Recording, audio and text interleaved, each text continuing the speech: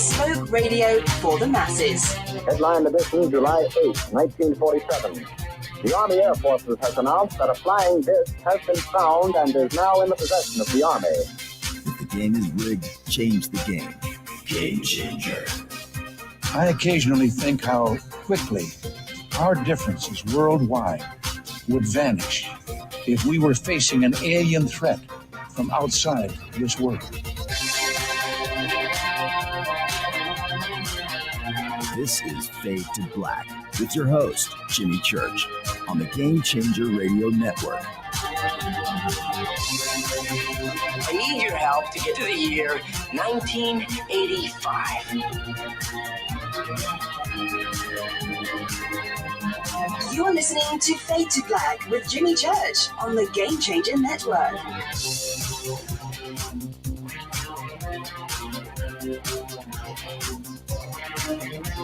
Good evening. Fade to Black. Bespoke radio. For the masses. Yeah, man. How you doing? Today's Monday, November 14th, 2022. Quittspiracy.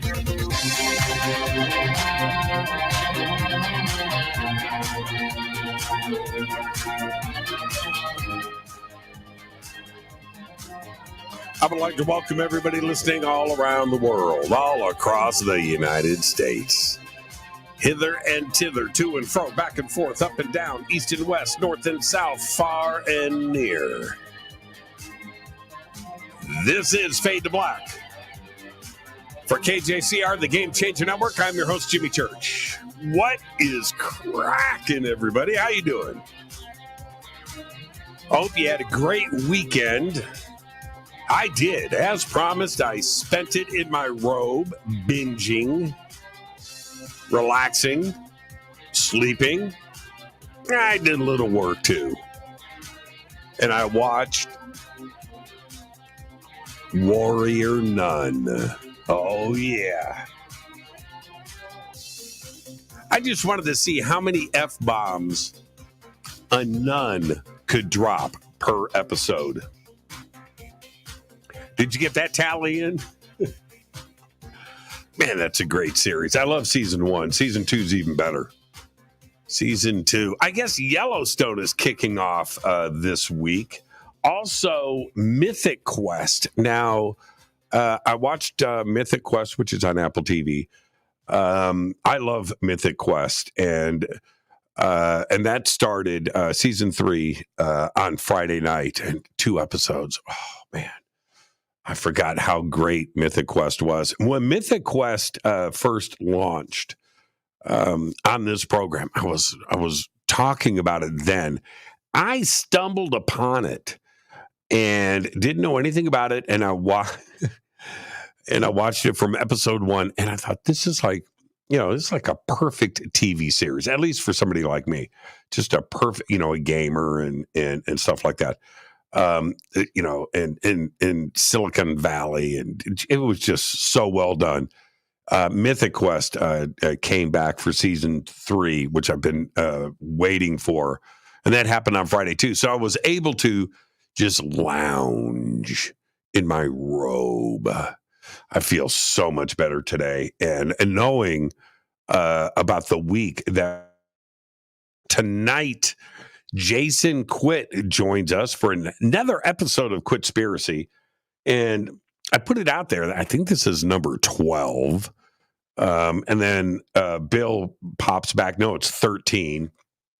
I don't know. I've completely. I was joking about the 12.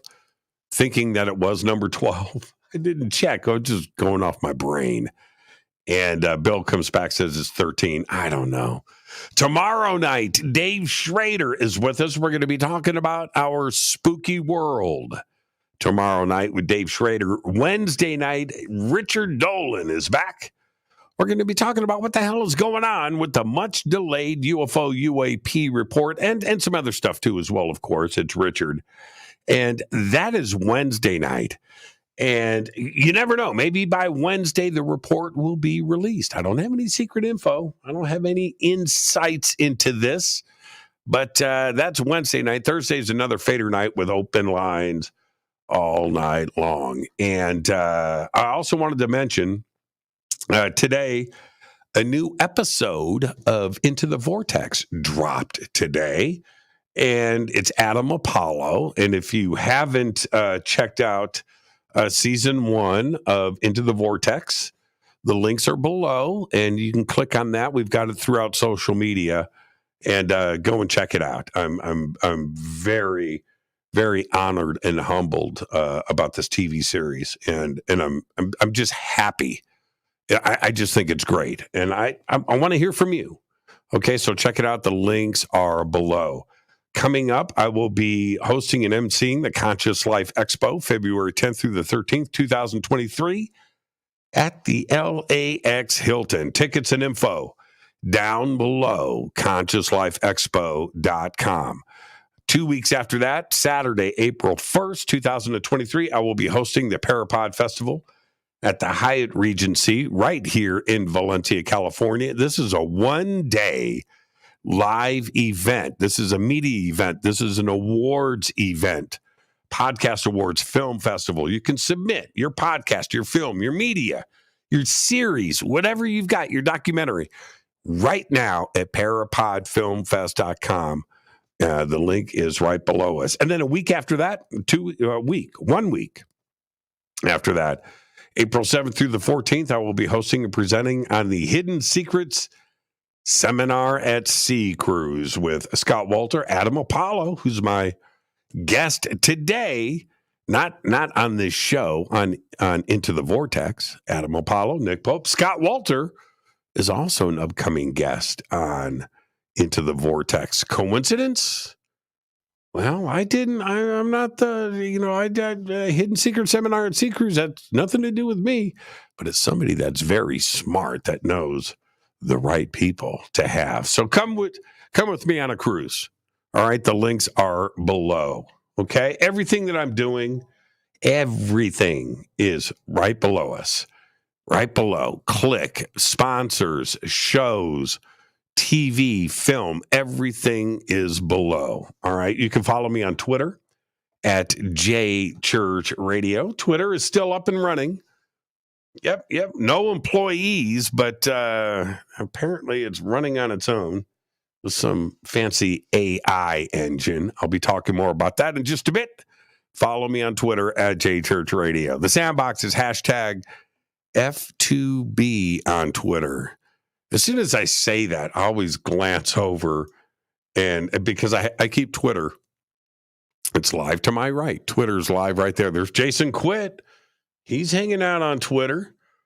He's our guest tonight, and he's hanging out on Twitter. It's pretty impressive. That is pretty impressive. Everybody's smoking pipes. There's Bart Simpson smoking a pipe. Tonight, you know what it is. 1 pipe, 2 pipe, 3 pipes, 4, because it's Quittspiracy. Hashtag F2B is Fade to Black questions. Let's get to the breaking news. Happened over the weekend. U.S. Space Force landed its secretive X-37B unmanned spacecraft on Saturday after 908 days in orbit. That's like almost 3 years. That's crazy, isn't it? The 29-foot-long robotic spacecraft, which looks like a smaller version of the space shuttle, was launched all the way back in May of 2020. It flew in orbit for 4 months longer than the previous flight, almost 2.5 years. It landed in Florida around 5:20 a.m., letting off a sonic boom that freaked out everybody. Space Force, now check this. Space Force said that the secretive mission was to do experiments like beaming energy from space. Yeah. It successfully beamed solar energy down to Earth from space using radio waves.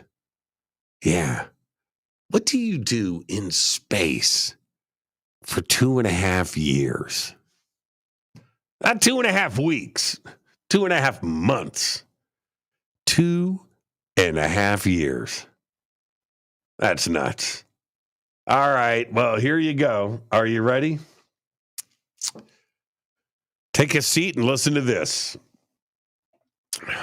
From the emergence of Homo sapiens, it took roughly 300,000 years before 1 billion of us populated the Earth. That was around 1804. The year morphine was discovered, when Haiti declared independence from France, and when Beethoven first performed his Third Symphony in Vienna. We've added our most recent 1 billion, are you ready? Since the first term of President Barack Obama.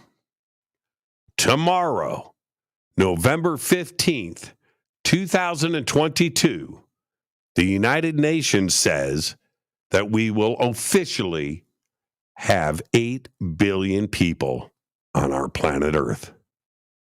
And that's crazy. Tomorrow, November 15th. Italy has prohibited the use of facial recognition and smart glasses earlier today, as its data protection agency issued a rebuke to 2 municipalities experimenting with the technology. Facial recognition systems using biometric data will not be allowed until a specific law is adopted, or at least until the end of next year. The data protection agency targeted the Tuscan city of Arezzo, where local police were due to be equipped with infrared super glasses that can recognize cars' numbers on their license plates. The exception is when technologies play a role in judicial investigations or the fight against crime. Yeah. Well, here we go.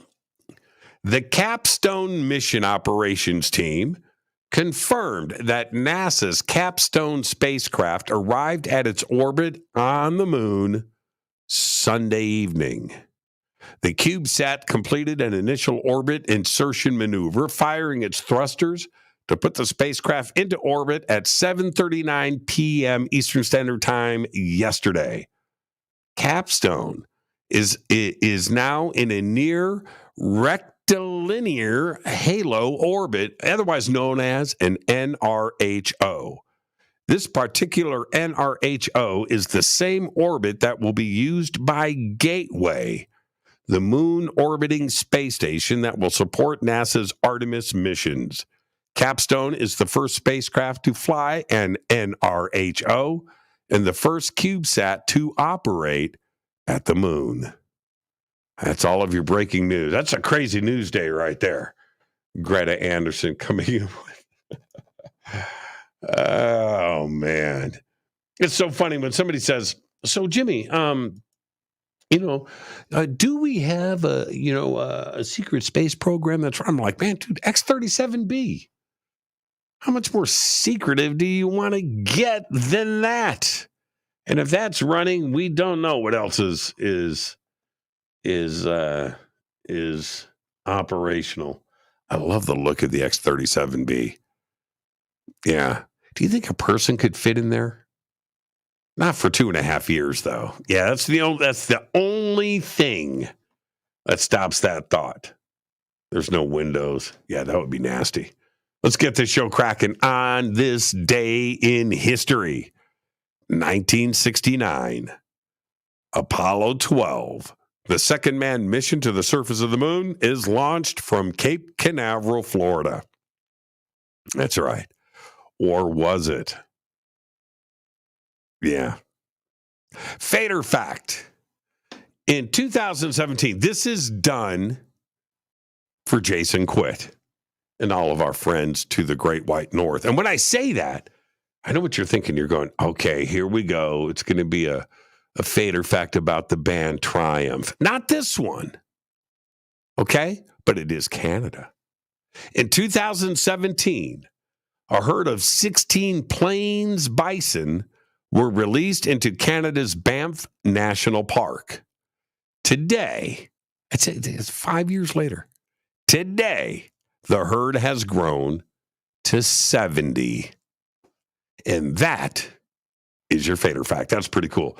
Tonight, very special guest Jason Quitt joins us.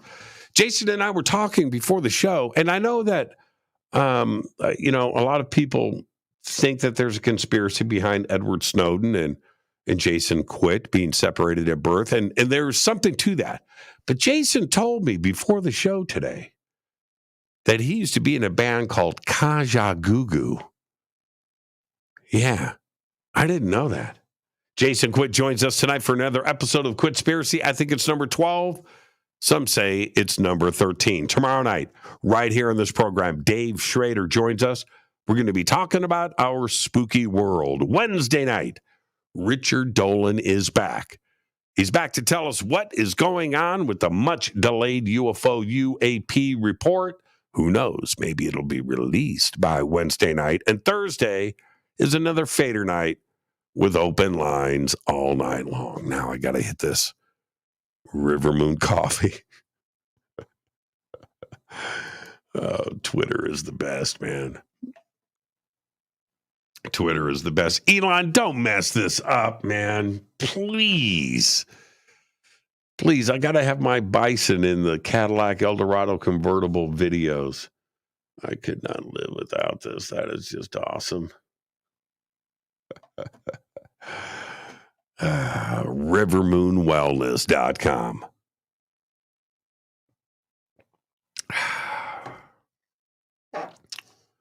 Fade to Black blend. Go Beckley Tappy. Yeah. All right. Yeah, Ken Priest. Ken, I knew. See? Yeah, there's Jason Quitt right there. Kajagoogoo.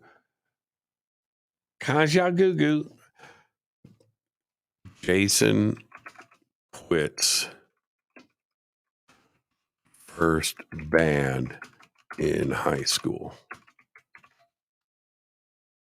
That's right.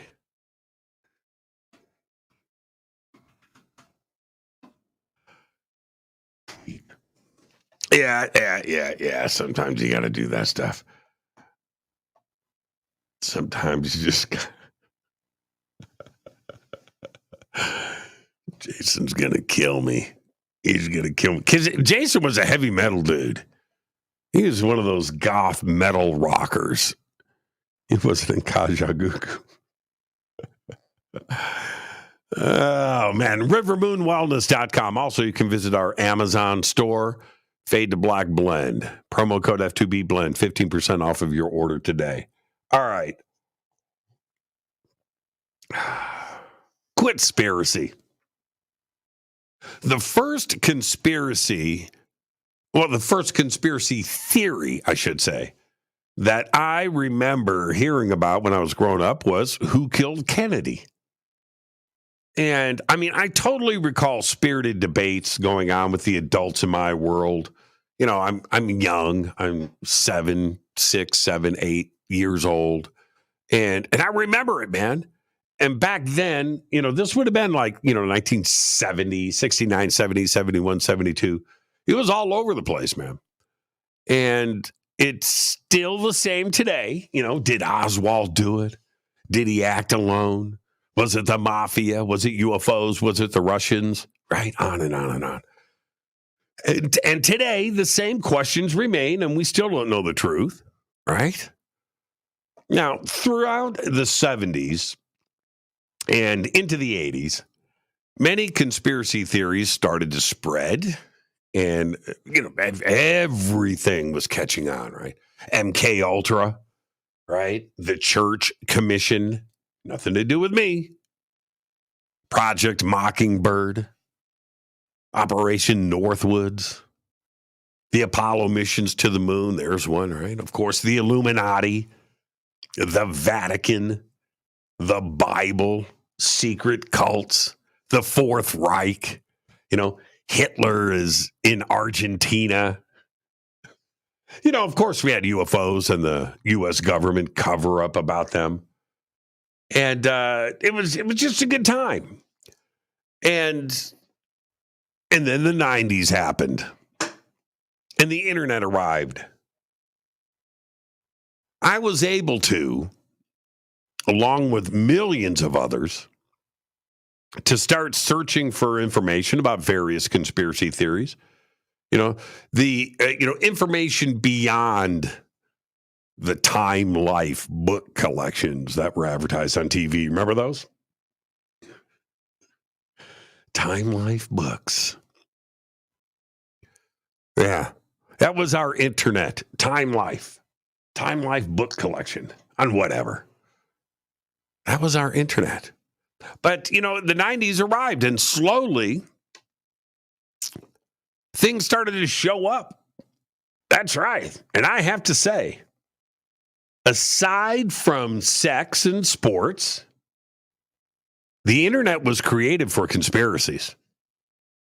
Internet was created to share information from like-minded individuals all around the world, right? Share their information with others, right?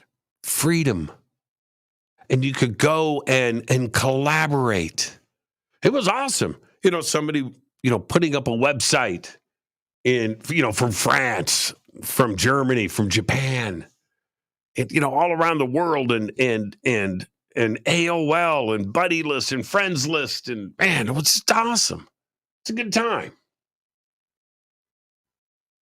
The internet was created for conspiracies.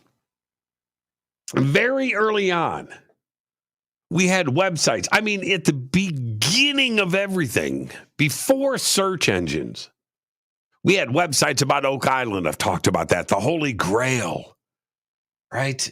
Egypt and the pyramids. UFOs. UFOs were front and center on the internet. MJ-12, Area 51, JFK. And diving into any one of these sites spread out everything and anything that you could imagine. In the late 90s, you may not find a corporate website for, say, Target or General Motors, but you could find something about aliens or ghosts. JFK. I was able to jump down just about any rabbit hole that I wanted to, trying to solve, trying to answer, trying to find the truth behind some of this crazy stuff that I've wondered about most of my life. Like that time that I had read in a book given to me in 1985 about implants that will be placed under our skin that would control us and from some person who would be revealed as the Antichrist. That this person would have a worldwide network feeding into our brains. And then Terminator shows up with Skynet, right? With AI bots in our homes. Corporations firing rockets into space, carrying satellites to spread the AI-controlled internet feed around the globe. Right? Big Brother controlling electric cars. The AI bot internet engine under our skin, in our brains, showering down from the heavens, connected through our Big Brother social media central hub. Oh, wait, that's nothing. I made it all up. Or did I? Now, I know it sounds like I'm talking about Elon Musk, but I'm not. Or am I? I don't know. I must have read it on the net somewhere. You know how these conspiracy theorists are. They're all crazy. This is Fade to Black. I am your host, Jimmy Church. Tonight, Jason Quitt is here for Quittspiracy number 12. Or is it 13? I don't know. I don't know which one it is. That's a conspiracy in of itself. Tonight, Jason Quitt joins us. It is another episode of Quittspiracy. Tomorrow night, Dave Schrader is here to talk about our spooky world. Wednesday night, Richard Dolan is back. We're going to be talking about the much-delayed UFO UAP report. And Thursday is another Fader night with open lines all night long. I'm your host, Jimmy Church. This is Fade to Black. Stay with me. We'll be right back.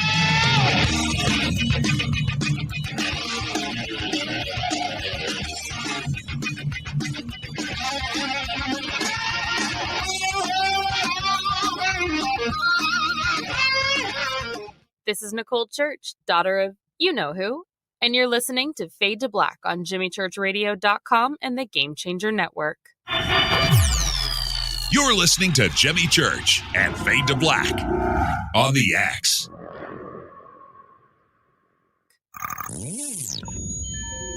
You're listening to Jimmy Church, Fade to Black. Fade to Black will now pause for alien identification. The station that talks the net.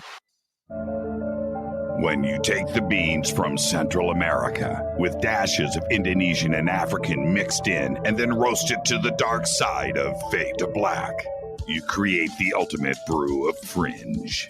Introducing the Fade to Black blend from River Moon Coffee. Yes, River Moon's darkest customized roast was created for the love of Fade to Black. The alchemy of masterful roasting and smoking the beans is in every sip of this full-bodied, dark Java. I need my coffee dark, deep, with distinct bittersweet chocolate highlights, just like the bunker. Leaning further into the darkness of the roast is Fade to Black blend from River Moon Coffee.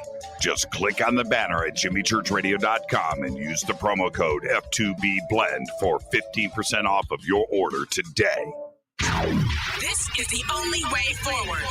This is Fade to Black. Make contact. This is Jimmy Church of Fade to Black, and you can get our podcast for just $2 per month. All you have to do is click on the podcast banner over at JimmyChurchRadio.com. I'll be the host and MC once again this year for the 2023 Conscious Life Expo, February 10th through the 13th at the LAX Hilton in Los Angeles, California. This is a 4-day live event featuring hundreds of speakers, exhibitors, and not-to-miss special events. Check this out. Linda Moulton Howe, Bashar, Deborah King, Daniel Sheehan, George Norrie, David Wolf, Sean Stone, Danny Brinkley, Susan Slaughter, the Leo King, David Palmer, Scott Walter, and another 200 inspirational speakers. Special events include a disclosure lunch with me, Expo's Got Talent, hosted by me, a seance with Susan Slaughter, the George Norrie Forum, and the Leo King is going to DJ at a dance party. Over 200 exhibitors, over 200 speakers. It's the biggest event of the year. Tickets are on sale now at ConsciousLifeExpo.com. For everything you need, info, tickets, schedule, and speakers, please visit ConsciousLifeExpo.com. Go back, Lee Tappy. Do you have an interest in the paranormal? Then you'll love the UnXNetwork.com. The X is your streaming audio and video for everything supernatural, strange, and mysterious, like UFOs, Bigfoot, ghosts, and so much more. From hosts like Jimmy Church, Whitley Strieber, Micah Hanks, and Christina Gomez. Visit the UnXNetwork.com show page for a complete list of all the paranormal programs you'll find on the X. Be sure to follow us on Twitter for updates at KUNXDB. Follow our Facebook group, UnX Network. Find the podcast on Spotify, iHeart, Audible, and Apple Podcast. It's time. It's new. It's the X. 9 out of 10 geneticists agree. Fade to Black is not your father's radio show on the Game Changer Radio Network. Hi, this is Rob Reiner from Anvil, and you're listening to JimmyChurchRadio.com. What's up? I'm Chris. What up? This is Kyle Manson. You're listening to Jimmy Church Radio.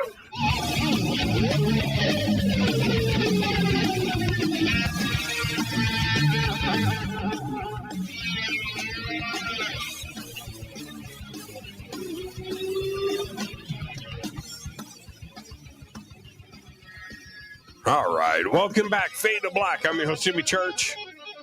Tonight, Jason Quitt. Quittspiracy number 12. Allegedly. Jason is a graduate of the Institute of Energy Wellness and a student of the Algonquin Shamanism and has been training and working with many teachers, shamans, and traditional healers from all around the world. Mr. Quitt is also the author of Forbidden Knowledge, the Egyptian Postures of Power, Ancient Gong System, and the Yosef Codes, Sacred Geometry Mandalas. His website is thecrystalsun.com. Oh, you know what? I was going to bring in some of my Auralite tonight. Jason. I totally spaced the Auralite. I was going to do, I have my necklace that you gifted me so many years ago that Mr. T starter kit. And there you go. Welcome back, my friend. How you doing? I'm doing good. And now you could add another thing to my very long bio. Kajagoogoo. Member of famous synth pop bands from the 80s. Yes, exactly. So shy.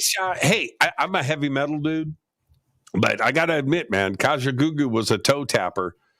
They were a toe tapper. That one. Where were they from? Were they from Canada? I'm not giving you any more information. Not giving you any more information. Okay, all right. That side of my life is behind me, and it's in the past. I still have the guitars. I still have the synthesizers. Do you have the hair dye that you used back then? I used to frost some tips. You used to frost. Oh my God. Yeah. Oh geez. Oh man. And then you know what? I always wanted to tip my hair, right? Like blonde, and I never did. Even when I had the long flow, I wanted like the blonde, but I never dyed my hair. You could see the grays coming in now. And people think did you ever have a mushroom cut? I don't know what that is. Mushroom cut, undercut with MC Hammer pants. I did have the MC Hammer pants. There you go. I did. I produced a band. They were called Hans Naughty. They were great. I'm still friends with everybody. The drummer in the band worked for this clothing company that made the Hammer pants. And he shows up at the recording studio one day with a big box, throws it down, and he goes, "Here you go." And it was like 50 pairs of every color you can imagine Hammer pants. And I wore those things. I wore those things, man, every single day with my long flowing locks. I just thought I was all about it. They look very, very comfortable. Oh, man. Yeah. The things that we used to do. And, man, I remember we got to get started. We got to get started on the show. But Washington Square Mall had this one rock and roll clothing shop. I call it rock and roll, whatever. And this friend of mine worked there. Her name was Lori, and who I was infatuated with. But in the window, they had this red jacket. It was red and black with kind of Michael Jackson-y, with zippers and things all over it. I'm like, man, I want that jacket, man. I want that jacket. I want that jacket. And I bought it. I cannot believe I wore that in public. Right? I mean, like proud. How many zippers can you have on a jacket? And back in the 80s, man, it wasn't enough. I had the red Michael Jackson zipper jacket when I was younger. Yeah. We all did, man. We all wanted them. Parachute pants with zippers. Oh man. Okay. Too legit to Jason Quitt. And sorry, man, you're gonna make me laugh. Okay. Here's the deal, man. I'm going to start off with the conspiracy of you getting chopped from the net. And what happened? Now, you lost your Facebook account, still gone, right? Yep. Instagram? Gone. Yep. What happened? Well, this was around the time that you were in Egypt. Okay. So, I was very jealous. I was watching you go through Egypt and going like, man, why am I not there? But, maybe in the future. Anyways, I'm on Facebook and then I go for a drive. And when I get back home, I go on Facebook and it says my account has been hacked and I've been disabled. So like in the span of like 30 minutes, I got booted off of Facebook and it said someone's trying to access my passwords and basically got booted. And there's literally nothing I can do. They asked if I agree with it. And obviously I said, I don't agree with it. And I sent in some IDs and some personal information to prove that I'm me, but I am no longer able to look at Facebook or Instagram. And I think a combination of, I had 5,000 on the personal, and then I had pages and groups and Instagram. I think almost 20,000, 25,000 people. Right. So now I've been blocked for over a month, and they say if I try to log in again or start a new thing, I'm just going to get blocked again. So I just have to take it, sit back and not be on social media. I only have Twitter left. That is my lifeline. That's my lifeline to the world. So I could still talk to people. But, I was thinking about it because we did the last Quittspiracy show we did. It was all about the internet and Facebook being run by the NSA and, all this stuff. So maybe they are listening because it just happened out of nowhere. And there's nothing that I can do about it. And so you have to write it out. What was the last correspondence with Facebook? What did they say? There is no correspondence with Facebook. It's like a blank screen of death, just saying that. Do you agree that we canceled you? And I say no. And they say, please submit like a photo ID, a license, something to prove that's you, and then we'll get back to you. And, it's been over a month. I haven't heard a word back from them. I'm still canceled. And I was reading some forums, and they say that it could take anywhere from a month to 4 months. And nothing I could do about it. Just got to take it. Well, you know what you're going to have to do? What's that? You're going to have to go old school and start doing something like practicing guitar. Do something. Leave the house. What I am doing is, since I've been booted from social media and I don't have anything to distract me except for Twitter, which I guess is a distraction. I've been writing the new book now. Yeah, see, there you go. Yeah. And are you typing? Yeah, every day. You're not using a voice to text translator. You're actually typing the book. Absolutely. I don't know. My creativity comes through my fingers, right on the keyboard. Yeah. So I could.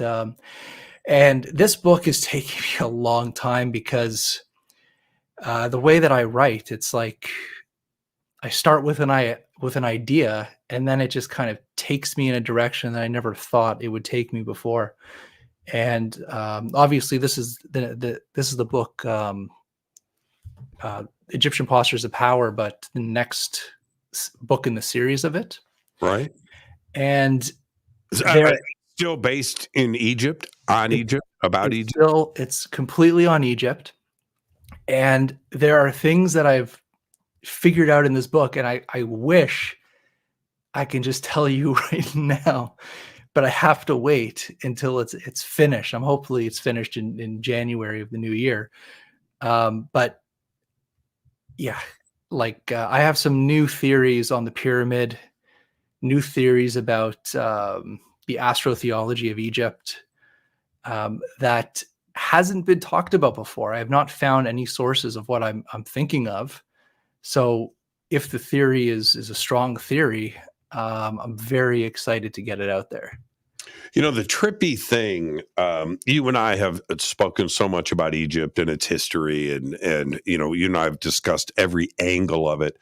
When you actually are able to stand in the presence of that history, the temples and of course the pyramids. It's not just the Great Pyramid. There are many pyramids all over Egypt that you can go and see, and all you do is you step back and have these WTF moments. It's like over and over. You're just looking around, the size and the antiquity. You're just like, what the F? And it's crazy. And so much has been written and documentaries and books, and I've done so many interviews, and so much has been, going all the way back to Plato, right? And of course, Napoleon and the Brits and the French and the Italians and Americans, going over there and freaking out. And we still don't get it. We don't. You go and you stand there and you just observe, and it's crazy. And it's everywhere you look, Jason. It's everywhere. It's everywhere. It's not one site here. It's one site. It's, dude, you just turn your head and there's something. Whether you're in Cairo or a city or a town or the middle of the desert, driving around Saqqara, you're on the freeway. And I'm not joking about this, okay? Just put this in your mind.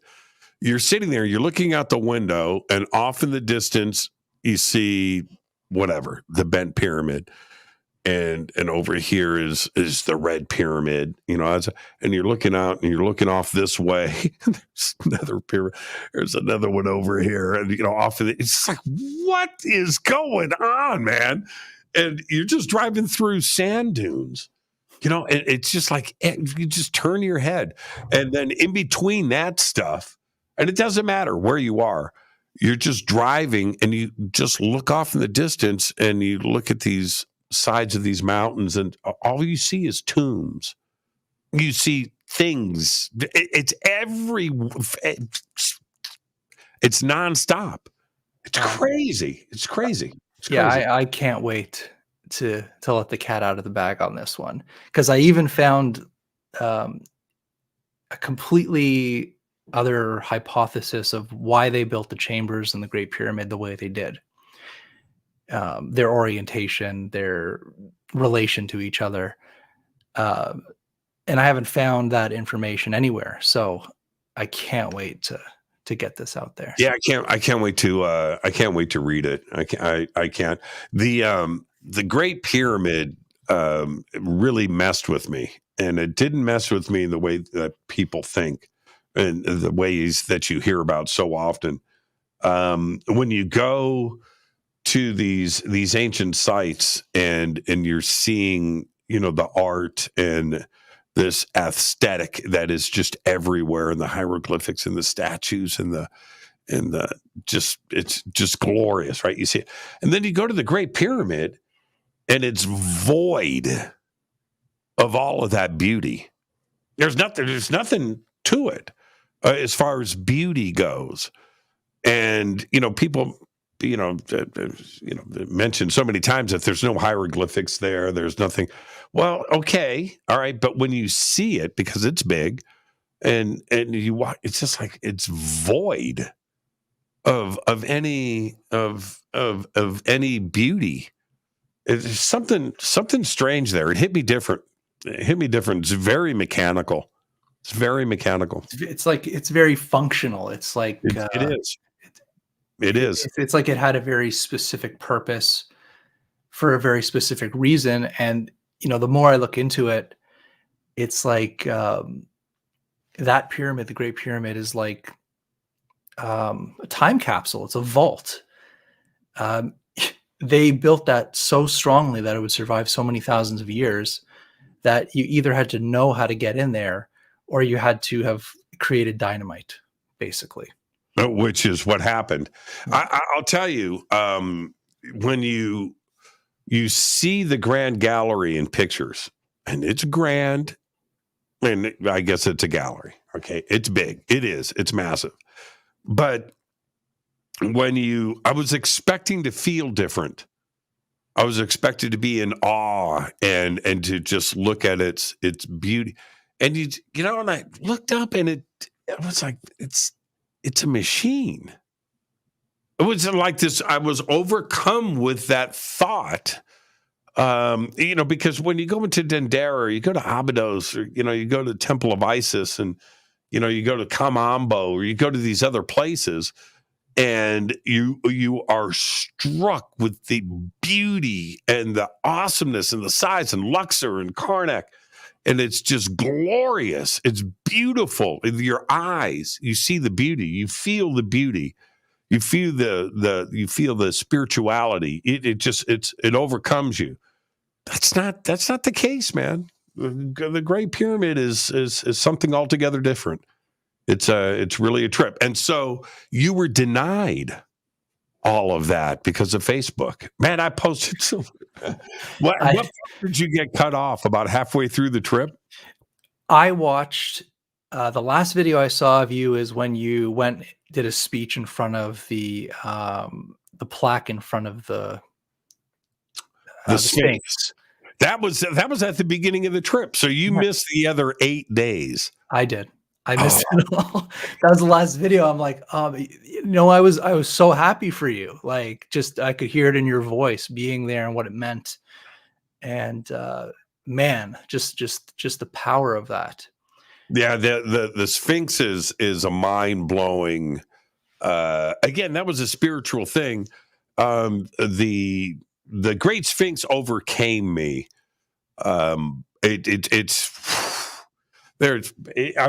Seriously, you stand next to this. First off, forget about the pictures, forget about what you think.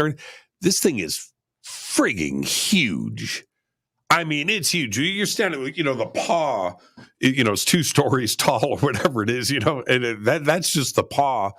And you step back and you see the sky, the size and the scope of it, and it's majestic. And it was buried right up to the neck. Yeah. And you can see all of that. When you step back and you look at the Sphinx, it's a gorgeous, statue. It's a piece of art. And its geometry and how it's carved and what it represents, dude, it's beautiful. It's beautiful, but you step back and you can see it. You can see where, it was preserved from the sand, from the neck down. You can 100% see all of that. You can see the water erosion, that shock, and John Anthony West talked about in the enclosure. And then I went around the back of it, and I found the tunnel that goes down underneath the Sphinx. Did you see the video? I didn't see the video of that, but did you go down to the Osiris chamber, the Osiris tunnel? No, I chickened out. I was there by myself, right? And so when I opened up the door and I put the camera down into the hole, and there's a ladder, and it goes just into the blackness, right? And I'm looking down, like, oh my God. And then there's a second tunnel that goes out to the front of the Sphinx, right? So there's 2 tunnels. All right. It's like this. One goes straight down, and another one that branches off of that and goes to the front of the Sphinx. Anyway, 2 seconds. 2 seconds is how long I thought about it. Let's go. No, let's not. I was like, nope. Because the Egyptians were very much into the whole mythology of, or the reality of, the subterranean world or the underworld. And they wanted to duplicate that. So there's probably a vast system of tunnels and labyrinths that connect different pyramids, subterranean chambers, and tombs. And that's the conspiracy. Tonight we're doing Quittspiracy. Yeah. That is part of the conspiracy that bothers me about all of this.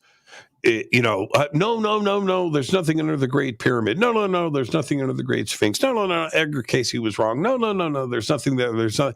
And clearly there is. There's a hole right here. I'm looking at it. I'm videotaping it. And you can't say that it's not there. What is going on? So that's part of the conspiracy with all of this. When it comes to Egypt, this is my point of my opinion is you can look and see that this stuff is old. I mean, like old.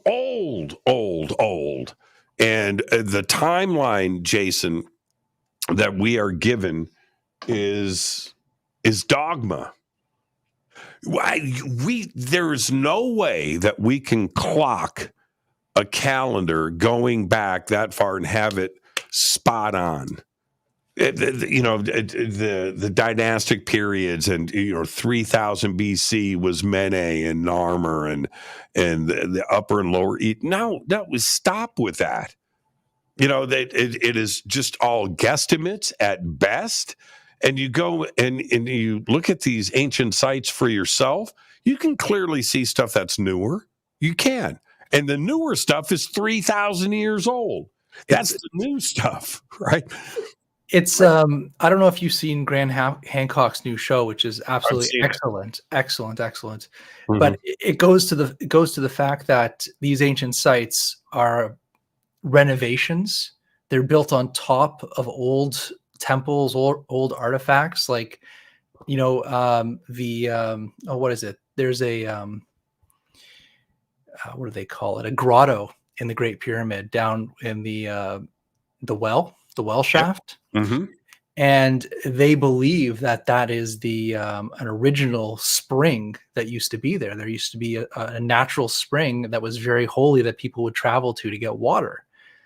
So it's like, once you start going down through these layers, you realize that there's very old sites underneath these structures, and that land has always been sacred, and there's been temples there before the pyramid. So it's just building on top of buildings. Yeah, that it just makes a lot of sense that the Giza Plateau and that area was already very, very special. And here's the thing. We're talking about the Great Pyramid. If we just go with the Egyptology timeline here, it was built 5,000 years ago. 5,000 years ago, on top of an already ancient site. Okay, so wait a minute. So how far back are we pushing this? When you walk around the Giza Plateau, you can see things that are newer, and you can see things that are really old. I mean, really, really, really, really old. And it doesn't match up. Things just don't. And when you go and you see it for yourself, where you're able to, Jason, I'm not kidding about this. You can stand at one spot and look at this, right? And then turn around and look at that and go, no, this is two different things here. And they're telling me this is 5,000 years old. Well, then how old is that? Right? And you can turn around and look at the Sphinx, and you can tell the Sphinx is old. And it just doesn't match the timeline. And the more, and you know that I read all the time, and I'm just looking for things. And the more I'm looking deeper and deeper into these subjects, the more those timelines of the 10,000 years ago. It's like after the Ice Age, the same thing Graham Hancock was saying in that new Netflix thing. It's like after something happened with the Ice Age, and then people started building again. It's the same time as Göbekli Tepe. It's the same. It's like this revolution happened around that time, and this is why they don't want to go down to these subterranean chambers, because there's answers. That's why there's answers down there. And here's the thing. Although Graham sort of touches, the new series is based on all of his research in his books already. So if you've read his books and you're on top of his theories and ideas, then this show is a rehash. Not to say that you're not going to get something out of it, but it's great exposure to the rest of the world that have no idea about these subjects, because he lays it out so well. But here's the part about this that rubs me, is that we can talk about Göbekli Tepe, Gadam Padang. These are crazy old sites, but somebody taught the makers, the builders of Göbekli Tepe, how to quarry, how to engineer, what astronomy was. That didn't fall out of the sky. And it's the same thing with Egypt. You didn't just go from the desert to literally a week later building the Great Pyramid. You're not a roaming tribe in the desert and then leveling off the Giza Plateau and building the world's biggest building for the next 5,000 years. That's not how it works. Somebody taught these things. And there was a civilization that came way before all of this. And the original structures were actually more advanced than the structures that came after it. So that also doesn't make any sense. You should be able to do better with practice, not, the first structures are the best. Right.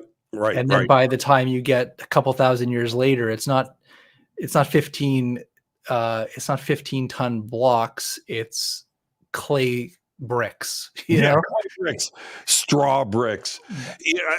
And before we take a break, by the way, everybody, yes, tonight's Quittspiracy, 1 pipe, 2 pipe, 3 pipes, 4. We've got a whole list of fresh meat tonight that we're going to be going through. But before we go, the one out of everything in Egypt, and it's all mind-blowing, it's all at the same level of mind-blowingness. But the Serapeum, that right there, if that doesn't, you're in the middle of sand dunes, you're in the middle of the desert, you walk down into this subterranean door, and you walk through into this giant shopping mall that, and when you're done, it's so huge. And you walk back out, and you walk back up onto the sand, and you're looking around, and now you're imagining what is below the sand, 5 stories down, stretching out into each direction. And it's huge, huge, huge. These hallways, you're not crawling through some little tunnel. This thing is 30 feet wide and 20 feet tall with these arched, and it goes on forever. It's ginormous. It's crazy. And that's just high technology that just didn't happen. And it's nuts.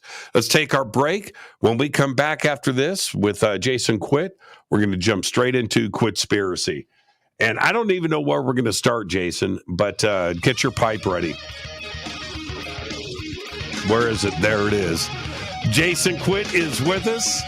This is Fade to Black. I'm your host, Jimmy Church. It's Quittspiracy number 12. Stay with us. We'll be right back.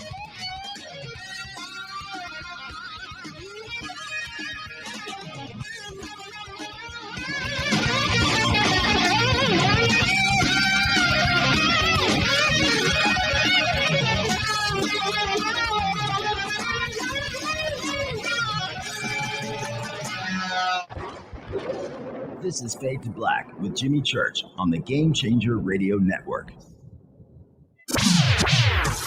Your 1 million gigawatt paranormal powerhouse, KUNX-DB, VX.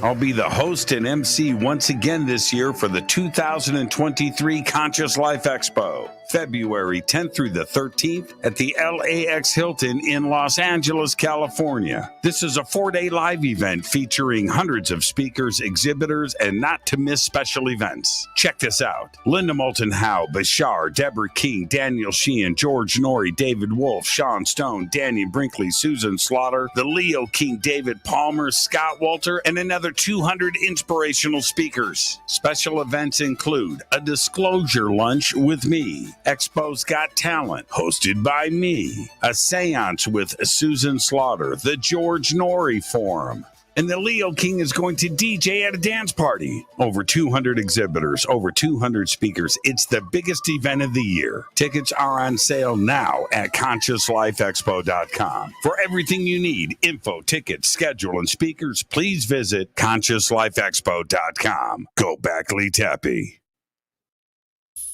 This is Billy Carson, founder and CEO of ForbiddenKnowledge.tv. ForbiddenKnowledge.tv is the fastest growing and one of the most watched networks in the world. And I would like to personally invite you to check out our expanding library of TV, film, lectures, and special presentations. ForbiddenKnowledge.tv has over 6,000 videos covering lost history, health, UFOs, spirituality, and our future. We are committed to our community, and with my personal invitation, you can, right now, get your own free 30-day membership at ForbiddenKnowledge.tv. Your own library of information starts today at ForbiddenKnowledge.tv. Because you never got that pony you always wanted. Damn it. Jimmy Church and Fade to Black on the Game Changer Network. Listen, I know, and you know, that you've always wanted your first crystal skull. Or maybe you're a collector just like me, but you just don't know where to go to find the real thing. Then I met Carolyn Ford over at EinsteinTheCrystalSkull.com. Carolyn is the guardian of Einstein, one of the most respected ancient crystal skulls in the world. All of her unique skulls have been imprinted sitting with Einstein in his sacred lodge and are carved from the finest gemstone and materials. Imprinting is the process of receiving the ancient wisdom from the master skull or master computer. Einstein, the ancient crystal skull. To see Carolyn's current collection of crystal skulls, just visit her store at EinsteinTheCrystalSkull.com or click on the banner over on our site. Don't forget to use the promo code Jimmy at checkout to receive 10% off of your order today. That's promo code Jimmy. Finding your first or next crystal skull is easy. Just visit EinsteinTheCrystalSkull.com. Hello, I'm Katie, and you're listening to my main man, Jimmy Church, on JimmyChurchRadio.com. Race Hobbs here, repping the X, and you're locked on to Fade to Black with my homie Jimmy Church. Powered by the Fader Dots and the UnXNetwork.com. This is Toby Kebbell. You're listening to JimmyChurchRadio.com. Don't hurt me, Jimmy. I'm only little. Hey, I'm Adrian Grenier, and this is Ari Gold. We're the Honey Brothers. We're also Honey Brothers. Hey, I'm Adrian Grenier, and I'm Ari Gold. We're the Honey Brothers, and you're listening to Jimmy Church. The Revolution.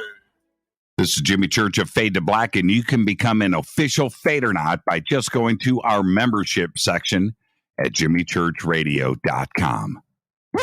Hello, this is Serena Wright Taylor from Conscious Life Expo, and you're listening to Fade to Black with Jimmy Church, who holds the Lucky Pony record for the best astrological chart since 1963.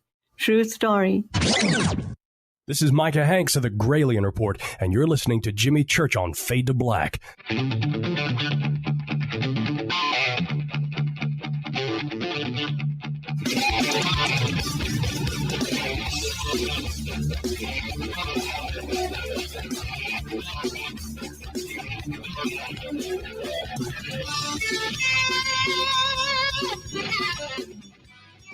All right, welcome back. Fade to Black. Quittspiracy number 12. Some say it's 13. I don't know. We shall see, though. All right. UFO Gandalf is here. Man, we've got a full chat room tonight, Jason. This is awesome stuff. See, you've got a fan club, dude. You've got these rabid fans. It's like it's crazy. What does that feel like to be? Oh, you were in Kajagoogoo, so you know what time it is. All right, let's get started. Okay, everybody, you know the rules. After we're done, you get to vote. 1 pipe, 2 pipe, 3 pipes, 4. Usually, before we even lay it out, we just say the name of the conspiracy. Everybody go, whatever. 0 pipes. 4 pipes. They don't want to wait. Well, this one, I'm going to start off with something pretty crazy. And actually, okay, it's your show. Do you want to start off, or can I go with the first one? I don't know. That's a good question. Okay. Let's be undecisive for a couple minutes. Yeah, let's be undecisive. Okay, I'll tell you what. I'll tell you what. I want you to write down right now what you think the first conspiracy is. You know what? Do it random, and then we're going to see if you're right. Okay, so I'm going to focus. I'm going to send it to you right now in my head. Okay, let's do this. Okay, all right. So just write it down, and I just want to see if. Okay, I fed it to you. The first conspiracy tonight is missing population. Queen Elizabeth. Telepathy. Did it work? Queen Elizabeth the First was a man.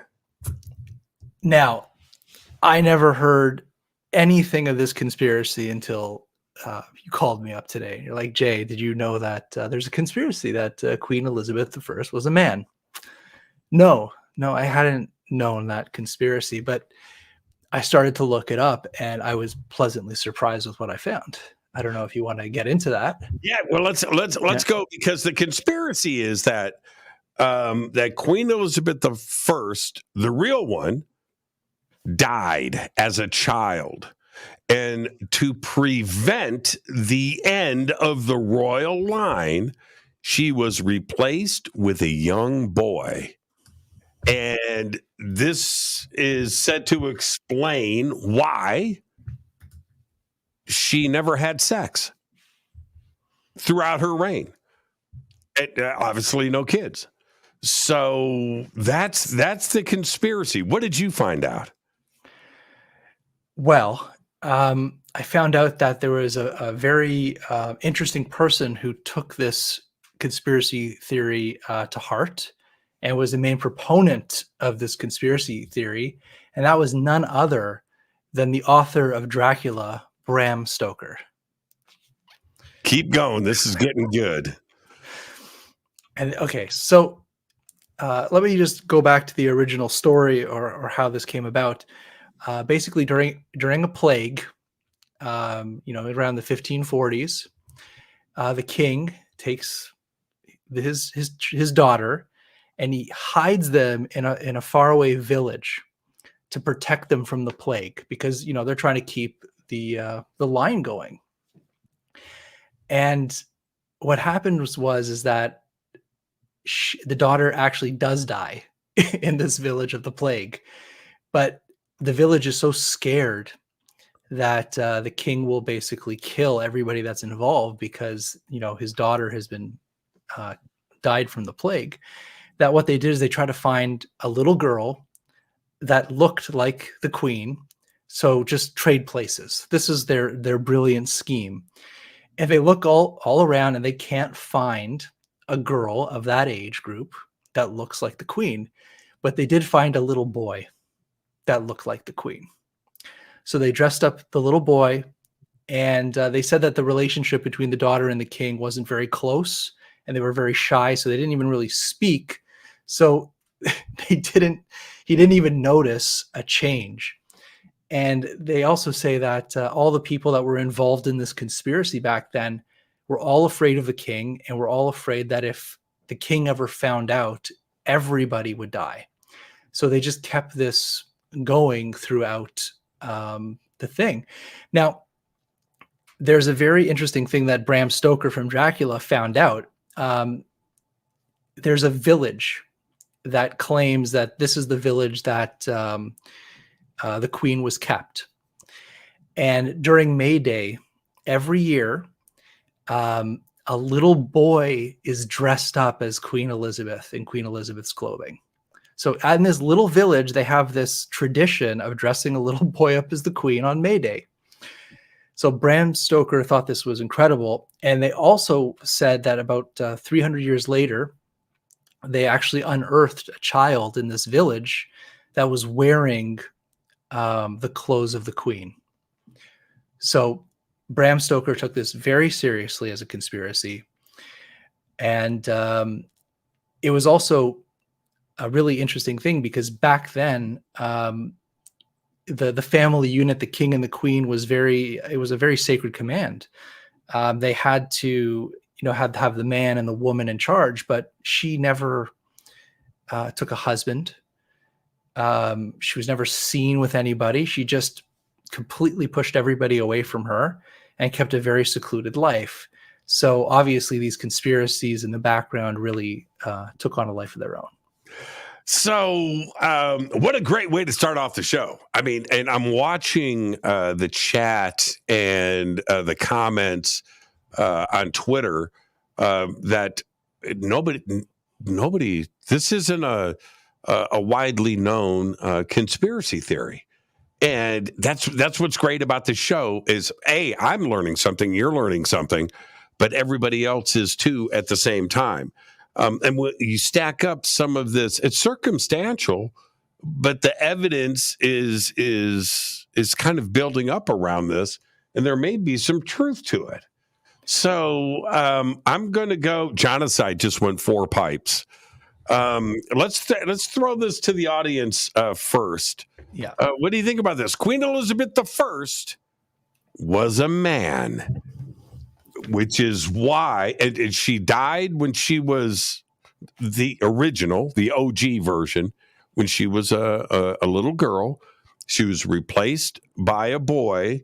They had to keep the royal bloodline going, but which explains why she was chaste. She never dated, she didn't marry, and she didn't have kids because she was a man and not a woman. Kevin Kennedy goes 3 pipes. Daniel Frost goes 4 pipes.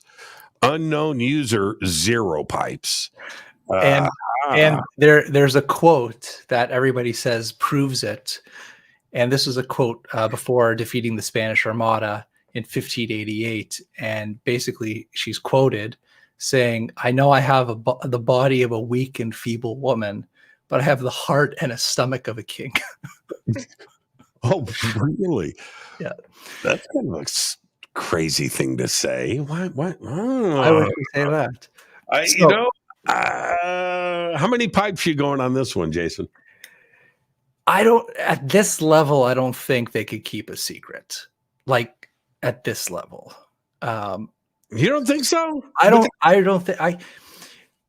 In my mind, I want to give 2 pipes, which it could be plausible because there is some interesting historical context. And Bram Stoker, Dracula, he would go 4 pipes into this. He really believed this. Yes. So yes. He's a very wise man. So that's why I'm giving it 2 pipes. You're going 2 pipes. As a conspiracy, I'm going 4 pipes. As a true conspiracy, I'm going to back down. I'm going to go 3 pipes. And I'm going to tell you why I'm going 3. I'm going 3 because of Bram, number 1. Number 2, you would think that, back then, you're the Queen of England. Don't you got dudes around you? Aren't you right? Why? And you don't have it. It's kind of a weird situation why there were no kids or anything else was involved unless you were hiding a secret. So I'm going to go 3 pipes. And also when you said, how could you look at Hatshepsut in Egypt. They kept that a secret. They certainly did. So you don't have the internet. You don't have a way to spread rumors. And if you want to keep something a secret, you could. So I'm going 3 pipes. I like this conspiracy. That's all it is. That's it's a tasty one, man. All right. So that's how we start. We got some really good stuff here tonight. All right. I'll let you pick the next one. This is one of my favorite topics, which is the missing population. So the Quittspiracy is, have there been disappearances of entire populations throughout our known history? And give me some examples. I can think of a few. Give me a few examples. Okay. So everybody's knows Dave Pallades and Missing 401. And, there's stories everywhere of just unexplained people just vanishing, right? But how many people have heard about entire populations just completely disappearing? And I think the most famous one is the Mayans. You know, the population of millions of people suddenly just get up and leave. There's no evidence of them. There's no burial sites. There's no bones. There's nothing. Just complete disappearance of the Mayans. The Anasazi, people of the Northwest, you know, one day they just left their homes, stopped building, and disappeared. No trace of them, completely lost of history. There's no grave sites. There's no bones. There's nothing, right? It's like, where do these populations go? Even where I live, there's native sites that they don't know who lived there. You know, there's just ancient sites here close to where I live where they just have no idea. There used to be people here. They don't know who they were. They just disappeared. No history whatsoever.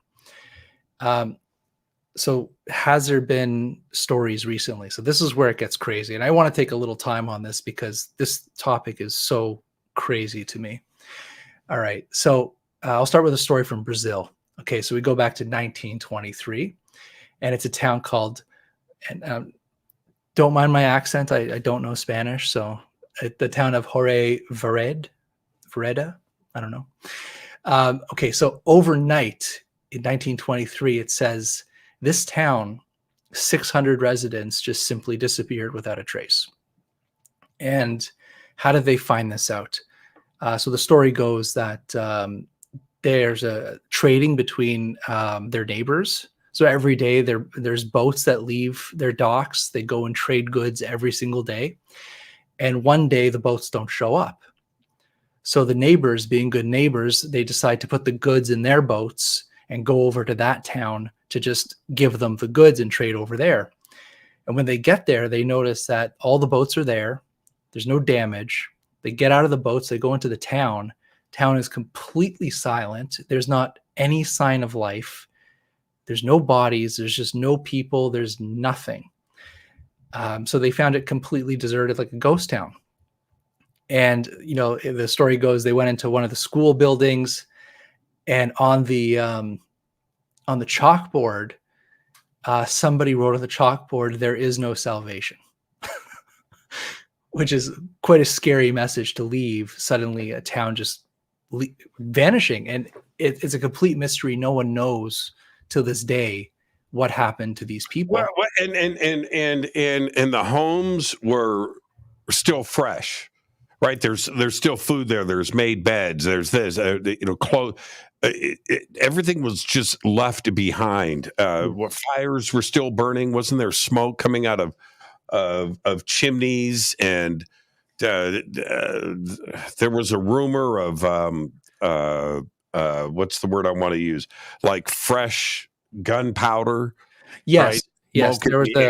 There was gunpowder smoke in the air, but there was no signs of violence. There was no signs of forced entry. There was no signs of anything. Everybody's just gone. Just gone. So again, it's like this is passed off as an urban legend, obviously, but it really makes you think. Now, let's go back in time just a little bit to the settlers of North America. And there's a really famous story just off the coast of North Carolina. Roanoke. Yes, Roanoke. And basically, people from England decided they wanted to settle on this island, make a new life for themselves. And they go there. The leader goes back to England to gather supplies. I'll be back in a couple of months. You guys stay right here. That's right. And when he comes back, everybody is gone. And nobody knows where they are. No signs of anything, no clues, except there's a word carved in a tree, and the word is croatan. And it's just a mystery, complete mystery. So there has never, this colony of people that just vanished, disappeared, they were never heard or seen again. And there was no reason for them to leave at all. They had everything they needed. There was no trouble. And there, again, no signs of forced entry, no signs of violence, no bodies, no destruction, nothing. It's just one day they were there, one day they're gone. And if you go into American history, there's a lot of these legends. Okay. You have in Wisconsin, there's a place called Doverland. Yep. Doverland, right? And that was in the 1990s. You know, they believe there was a town there and it's gone. It's like there's nothing there anymore. Urkhammer, Iowa in the 1920s, whole city gone. Yep. And you have a story in the 1950s from Kansas, a town called Ashley, which is very famous. It's a very similar story to the Brazil story, where the Ashley one is really interesting because it talks about they had like an earthquake there. And after this earthquake, everybody just vanished. And it's like they would go there and people had like food on their plates still. You know, everything was gone. Everybody was gone, but everything was the same. No forced violence, no nothing, just gone.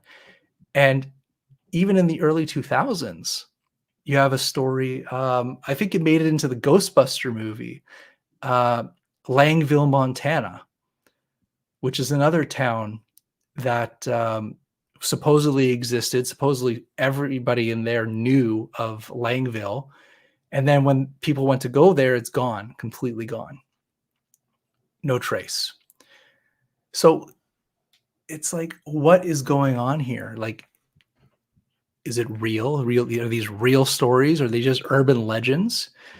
And then again, is it historical? Like, are there historical myths? Like, has it happened truly in the past and things are repeating? So this is a very, very interesting conspiracy. Yeah. Entire towns, and so, you know, towns, almost cities, and going back to the Mayans too, as well. To suggest that we know, no, we don't. We know the Spanish invaded. We know that there was a couple of wars going on there, even before the Spanish got there, and overpopulation and could there have been a natural explanation to this? You know, people starving to death and disease and everything else. But we know that there were 15,000 miles of roads that were built that crisscross Central America, the temples, the cities, you know, and cities, millions of people, and to be reduced down to nothing nearly overnight. Where did everybody go? I think it's a great question and a great mystery. There was the town up in British Columbia, the logging town. Yes.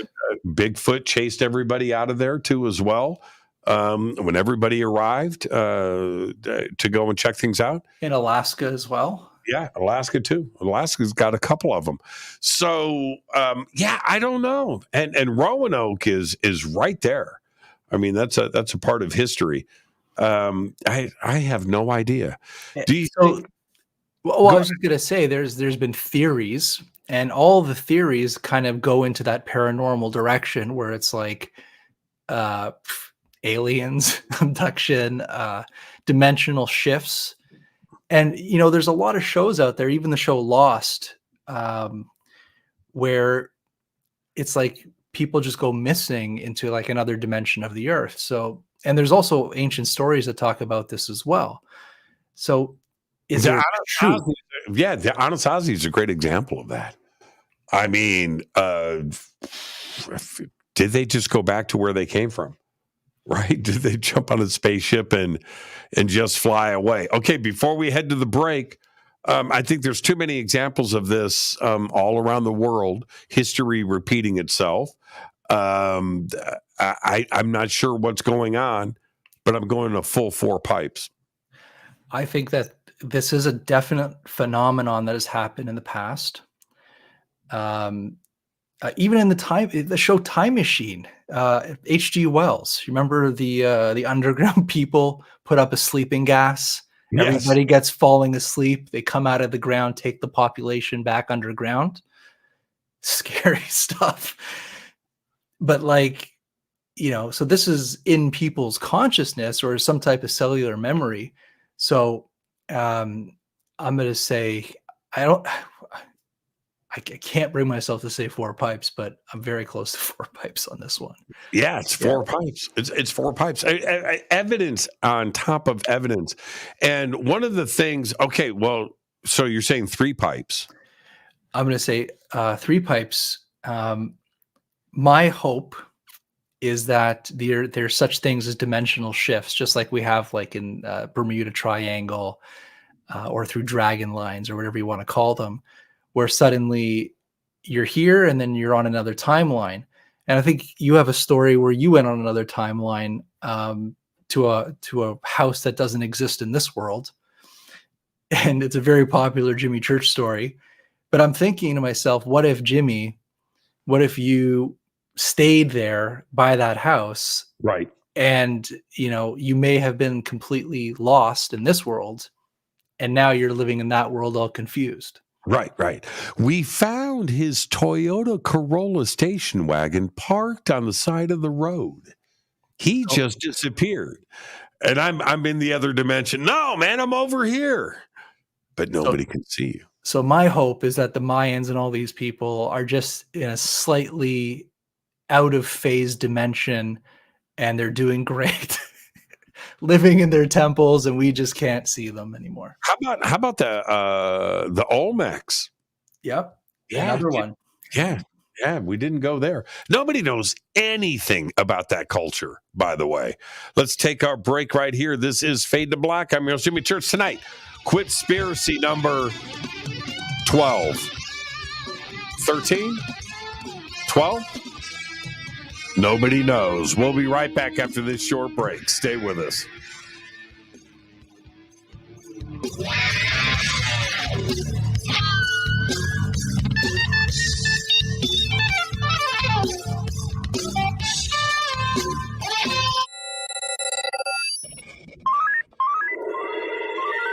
Way out here, we listen to Jimmy Church. You're listening to Fade to Black. You're listening to Jimmy Church and Fade to Black on the X. ¿Qué tal, mis amigos? Yo soy Mario Carson, el tiburón, y los invito para que escuchen a mi buen amigo Jimmy Church Radio. ¡Claro que sí! The Believer is the chilling true story of Dr. John Mack, a renowned Harvard psychiatrist and Pulitzer Prize winner. This is an outreach program from the cosmos to the consciously impaired. He risked it all to investigate human encounters with aliens. The Believer, Alien Encounters, Hard Science, and the Passion of John Mack. Written by award-winning former New York Times journalist and author Ralph Blumenthal. Now available in paperback from High Road Books. Introducing the Game Changer blend from Rivermoon Coffee that delivers a customized blend made specifically for the Fadernauts. If the game is rigged, change the game. It's a bolder cup with some bite. Game Changer is the coffee of choice for those that prefer an organic dark roast that is slightly lighter and milder, but it's still dark. With wild notes of pecans and chocolate with a rich, balanced, full-bodied cup that is roasted to perfection for a great coffee to start your day, as an after-dinner coffee or anywhere in between. Artisan, small batch roasted to perfection. USDA certified organic, all Rivermoon coffee is freshly roasted and packaged in the USA. Just go to rivermooncoffee.com or click on the banners over on our site and use the promo code F2BBLEND for 15% off of your order today. rivermooncoffee.com.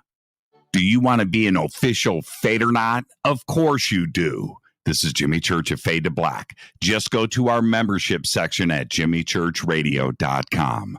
Fadernauts, when you think about the future of our country and where we're headed, do you wonder about the food supply? I do. Disruptions in the food supply chain could be disastrous, and they usually occur with little warning.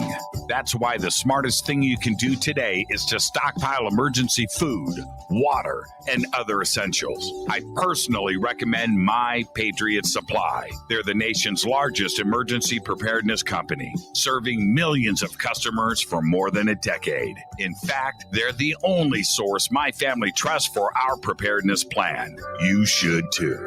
Right now, save 20% off a full 4-week supply of delicious meals that provide 2,000 calories a day. Saving 20% helps too, doesn't it? Especially now. So go to preparewithjimmy.com and get ready. That's preparewithjimmy.com. There's no time to lose. Do it now.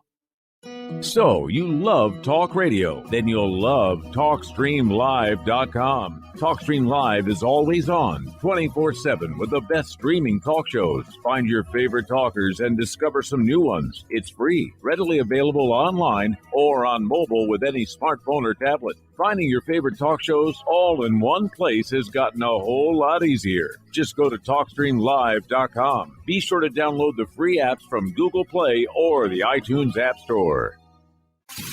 You listen to us, and we listen to you. And so does the CIA. Hi, I'm Ray Sobbs, and I'm here to tell you about something I really think you're going to like. The UNX Network is a part of a larger group called UNX Media, and one of the things we offer is the quarterly UNX magazine, which is available both in print and digital formats. This amazing magazine covers all aspects of the unexplained and makes for a great coffee table periodical that is certain to spark enlightening conversations in your living rooms. We invite you to check out the latest digital issue for free. Just go to unxnetwork.com/membership and fill out your free membership with your name and email and become a new free member. The new summer issue is now available, and the theme is time anomalies, which includes a feature article written by our managing editor, Lee Spiegel. Just go to unxnetwork.com/memberships. That's unxnetwork.com/memberships and get your free e-copy of the UNX magazine today. You are listening to Fade to Black with Jimmy Church on the Game Changer Network. Oi, oi, I'm Reese Evans. You're listening to Jimmy Church. This is Revolution. The revolution will not be televised. The revolution is on radio. Ciao.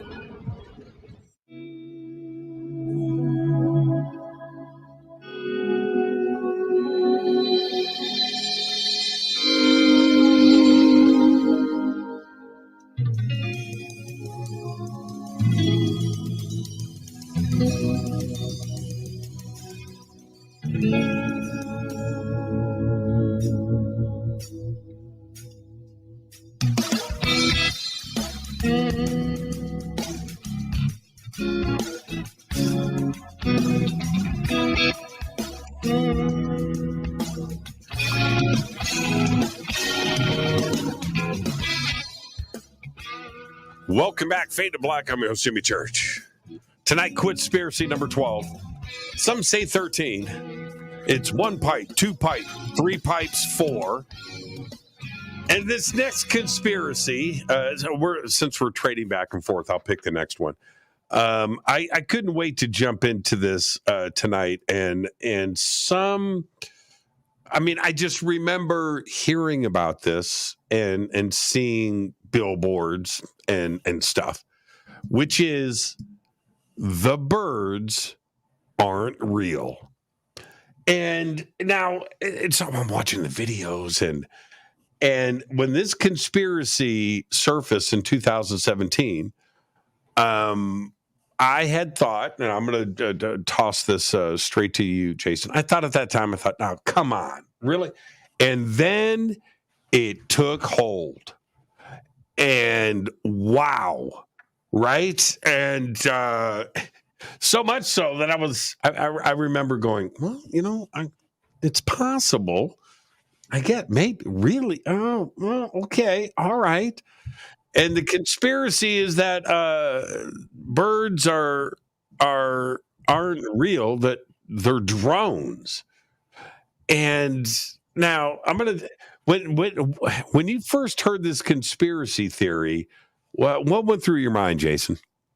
I instantly felt like, without even researching or knowing anything, I instantly felt that this was just an internet ruse, because this came out around the time of QAnon and all these other conspiracy theories, and people were just kind of going over the top, making fun of people that believed in conspiracies.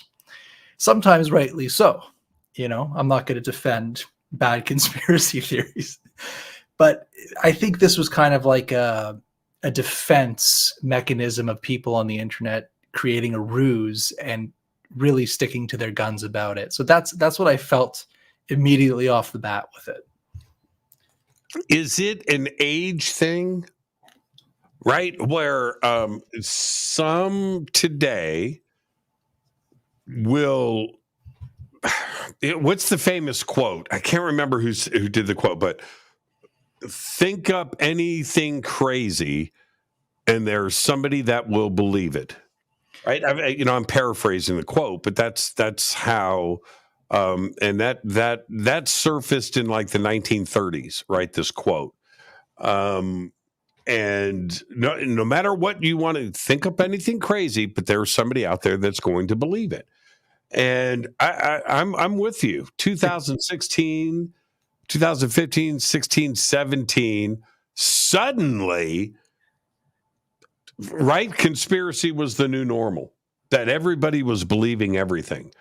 And I think friendships were lost, families were broken apart, marriages ended over some of the craziest conspiracy theories, but people were believing it. And I think during this time, I took a break from conspiracies because every single day I would go on the computer and see people on Facebook and Twitter arguing with each other about the newest conspiracy that just happened that day. Every day there was a new conspiracy. And being me, and I, sometimes online, I purposely go out of my way just to show people things. And I love reverse image searches on Google because, they'll show something and say, oh, look at this picture. This proves everything. And then you do a reverse image and you see that comes from some other source somewhere else. And you're like, this is not real, this conspiracy. But anyways, I think, and this kind of drives me a little nuts because there are conspiracies that are extremely real, that are proven. And, people that have just embellished or gone out of their way to hoax conspiracies have, again, just like even in the UFO community, all these hoaxes, what does it do? It tarnishes the real things. And when you think about birds, I mean, they're all over the world. I live in Canada. There's geese flying everywhere. I drove out of the post office today and nearly hit 5 turkeys. There's birds everywhere. And, if you have somebody who maybe is not stable, will go, oh my God, these are just drones created by the U.S. government. Yeah, it doesn't. I don't even think you need to take it that far. I don't. It's about being. I mean, I had friends that I know that were sending me email. I mean, I'm talking about by the hundreds. Okay, this is not just like one person. This is a lot of people that I knew and know that were sending me email going, "Church, this is real, and if you don't talk about this conspiracy on the air, I'm going to stop listening to Fade to Black. Our friendship is over." And I'm like, what's going on here? Are you literally buying into this now? And I warned everybody for years, Jason, don't dip your toe, don't jump in, right? Just stand back, enjoy the conspiracy, but don't go all in. Don't. And those people that wrote me so many years ago, they won't write me now because they're embarrassed, right? They don't want to go there. And what do they do with their friends and their family and their coworkers and their kids and everything else that watch them, go down into this place where it was difficult to come back from. Now, the Birds Aren't Real conspiracy was a movement developed by Peter McIndoe. He's 23 years old, started spreading the idea in 2017, and Birds Aren't Real had a staff. It was organized. It organized real life protests. It bought real life billboards. They wrapped vans, right, with all of this information on it. And he said that the goal was to parody misinformation that Gen Zers finds themselves believing, and that was his goal. And he freaked out a lot of people, man. People bought into this. I have another issue about this. Okay, great. Birds aren't real, but okay, so let me say birds are real, but drones are real. And the technology in this time frame from 2017 to current, they've developed drones the size of small insects, drones the size of mosquitoes. Yes. And, there's news articles about it. So you could be sitting in your backyard having a beer and a barbecue with your friends talking about, I don't know, the CIA, like we talk about all the time, and there could be a mosquito around you that's actually recording everything you're saying. Is this a conspiracy? No, it's completely real. So I'm thinking like, okay, we don't need a big bird, like what is those old movies with Jason and the Argonauts and the owl? That's the robot, sitting with the eyes. You don't need anything clunky like that. You could literally put a dragonfly in someone's backyard or a fly in somebody's house, and you can capture whatever you want, which is a pretty scary thing. So to make fun of people saying that, there's actual drones that are the size of insects that could follow you, record you, this thing is real. And then they make fun of you and say, well, birds aren't real either. I think people are missing the point. So if I were to say, are spy drones real the size of insects? 100% four pipes. Yeah, 100% four. What I like about the Birds Aren't Real hoax is, what that was and how I'm going to give that 4 pipes in its effort, because it shows how quickly misinformation can spread and people buy into it. As crazy as it sounds, like I said, whatever you can think up, somebody out there is going to believe it. I never bought into this, but I remember reading and seeing stuff, and it just like going outside going, wonder if it's possible that maybe some of these are, right? Now, I watched a video over the weekend of Chinese police drones. Have you seen these things yet? Are you talking about the little ones? No, big, like quadcopter police drones. Okay. Have you seen these? Okay, there's videos now on the net being they're swarming warships off the coast, and people are filming them with night visions and saying they're UFOs. Yeah, well, this video, I saw a few this weekend.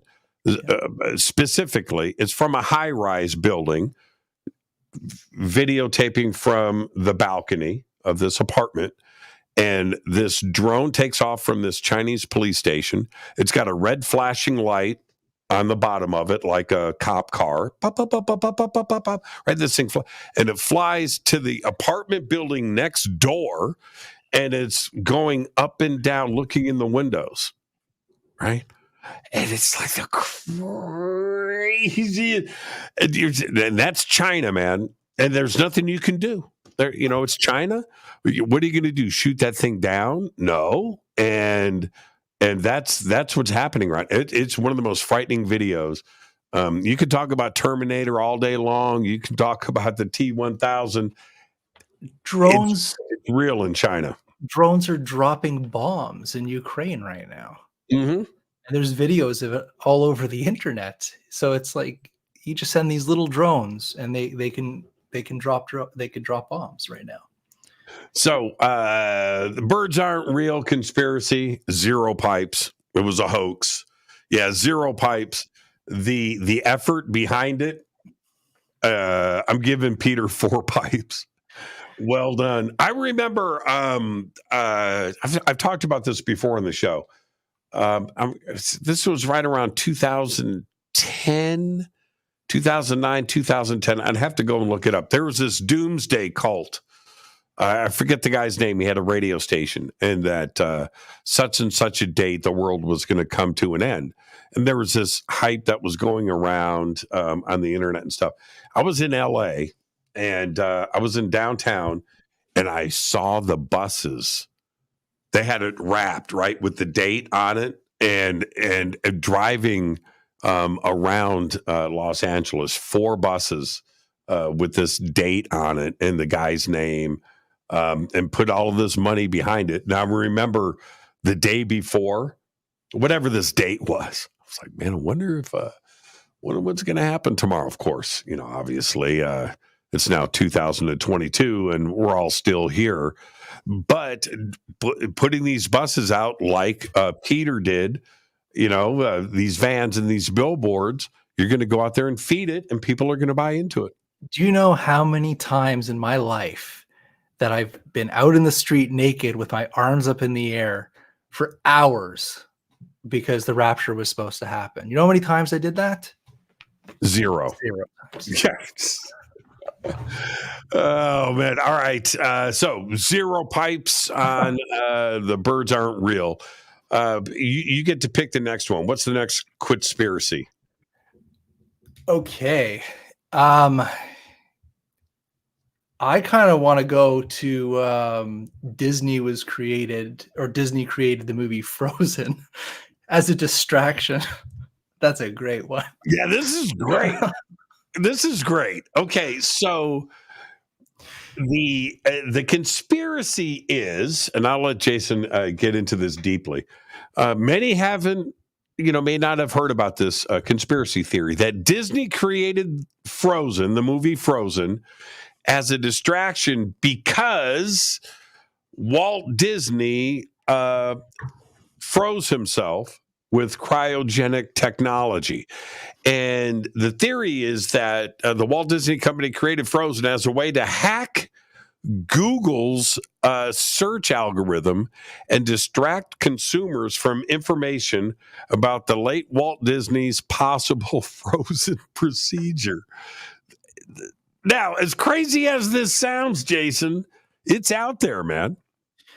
And I'm always looking like, where did this start? Okay, and so the story goes a couple weeks after, or a few weeks after his death. Some reporter from a paper called the National Spotlight, what they did is they claimed that they snuck into the hospital, which is across the street from Disney Studios. And he snuck in there. He pretended he was a nurse or something, and he got into the building. And he said he went into a storage room and he saw the deceased Walt Disney suspended in a cryogenic metal cylinder. That's right. And so that comes out, I think in 1967, that's where it really gets into it. And then it starts going into tabloids and newspapers all over the world. And that's where this really got going. Now, you have to kind of get into the mindset back then, because in that time frame, like in the early 60s, scientists were actually discussing, could they freeze a person? Can they put a sick person in cryogenic stasis? Could they unfreeze them when they have the cure? So this was like the key to immortality, and there was books written about it in the 60s. So this was a very hot topic. Now, if any person in the world who had the means and the connections to do this back then, it would definitely be Walt Disney. And this is why people really believe like I think like growing up, I didn't know conspiracies, but I knew that Walt Disney was frozen. I just kind of knew it because I guess, I've seen it in popular culture and movies or TV scripts. I've seen that. So the family, Walt Disney's family, has denied it since the beginning. They absolutely deny it. The conspiracy theories are that there's a whole vault system underneath the Pirates of the Caribbean ride in Disney Studios, and in this vault is the frozen Walt Disney. So all these cartoons and all these shows, even I saw when I was growing up, would kind of make fun of the idea that there was a frozen Walt Disney in Disney World. But there you go. That's where it comes. Now, with the whole Google algorithm thing and creating Frozen, I tried this out. I typed in Walt Disney Frozen, and you just get the movie Frozen. So if that was the reason to do this. Oh, you tried it. Yeah. That changes my pipe structure right now. That changes my pipe structure. You're saying that this conspiracy theory is true. No, what I'm saying is, if the point of creating the movie Frozen was to drop the relevance of Walt Disney's frozen in a cryogenic chamber, and the Google algorithm. Wow! Whoa! Hold on, I'm going to do this again. Yeah. I'm just going to go Frozen. Walt Disney. Yeah. Let's do it here. Walt Disney Frozen. Oh no, actually, it's not. What did I see? It's all. Maybe it just knows me. It has me logged in. It knows I'm crazy. Oh yeah, you need to. I need to log out because I've already looked it up a bunch of times. I guess I got to go to a non-Jason Google. I got to go to a child Google. But I didn't even. Yes, so that makes a lot of sense. Wow, that changes my whole approach to this idea. First off, you're right. Cryogenics and the thought of the theory behind this in the 60s started to catch on. Also in the 60s and the 50s, you had the iron lungs, and you had people in their homes, with these lung machines that looked like. And so this concept and this idea to lower your body temperature, and then to eventually for that you could preserve, and then later when the cure, for cancer, whatever, thaw you out and cure you. It started to take hold. So the idea behind this, and the original rumors about Walt Disney being seen already frozen in the 1960s, there was some truth to this. The Google algorithm spins it in a whole nother light. I'm going 2 pipes. I was going to go 4. I'm going to go 2 pipes. If Walt Disney was unfrozen today, if he would be canceled immediately in this world, they would destroy him, and then he'll be like, "Why did I wake up? Why did I come back?" His daughter, man? She is tearing it up. She's tearing it up these days. Where are you going on this? 2 pipes? I would go 2 pipes, and I would say that in the early 60s, cryogenics were in its infancy. So even if he was frozen and they thawed him out, nothing's going to happen. They won't be able to revive him. Somebody just said Snopes says it's not true. Snopes, 2 people in an apartment in North Hollywood determine our knowledge base. Well, I guess we kind of agree with Snopes in this context. I do. In this context, I do. Here's the thing. The idea about the idea of, let's just freeze your body, let's freeze your head, and we'll thaw you out later. That's a pretty. I mean, would you freeze yourself if you had the ability? I mean, what is it? I would say like maybe Demolition Man style. Do you know that movie, Demolition Man? Yeah, of course. But then again, he said he was conscious for how many years. So it's a scary idea of being frozen. I don't think I would do it. And I kind of find the idea of immortality ridiculous. I don't think we're supposed to live that long. I think you live, you die, and that's life, and that's the circle. All right. So you're going to go with the philosophical approach to this. Yeah. If I could afford it, I'd freeze my head. I'd freeze my head. Yeah.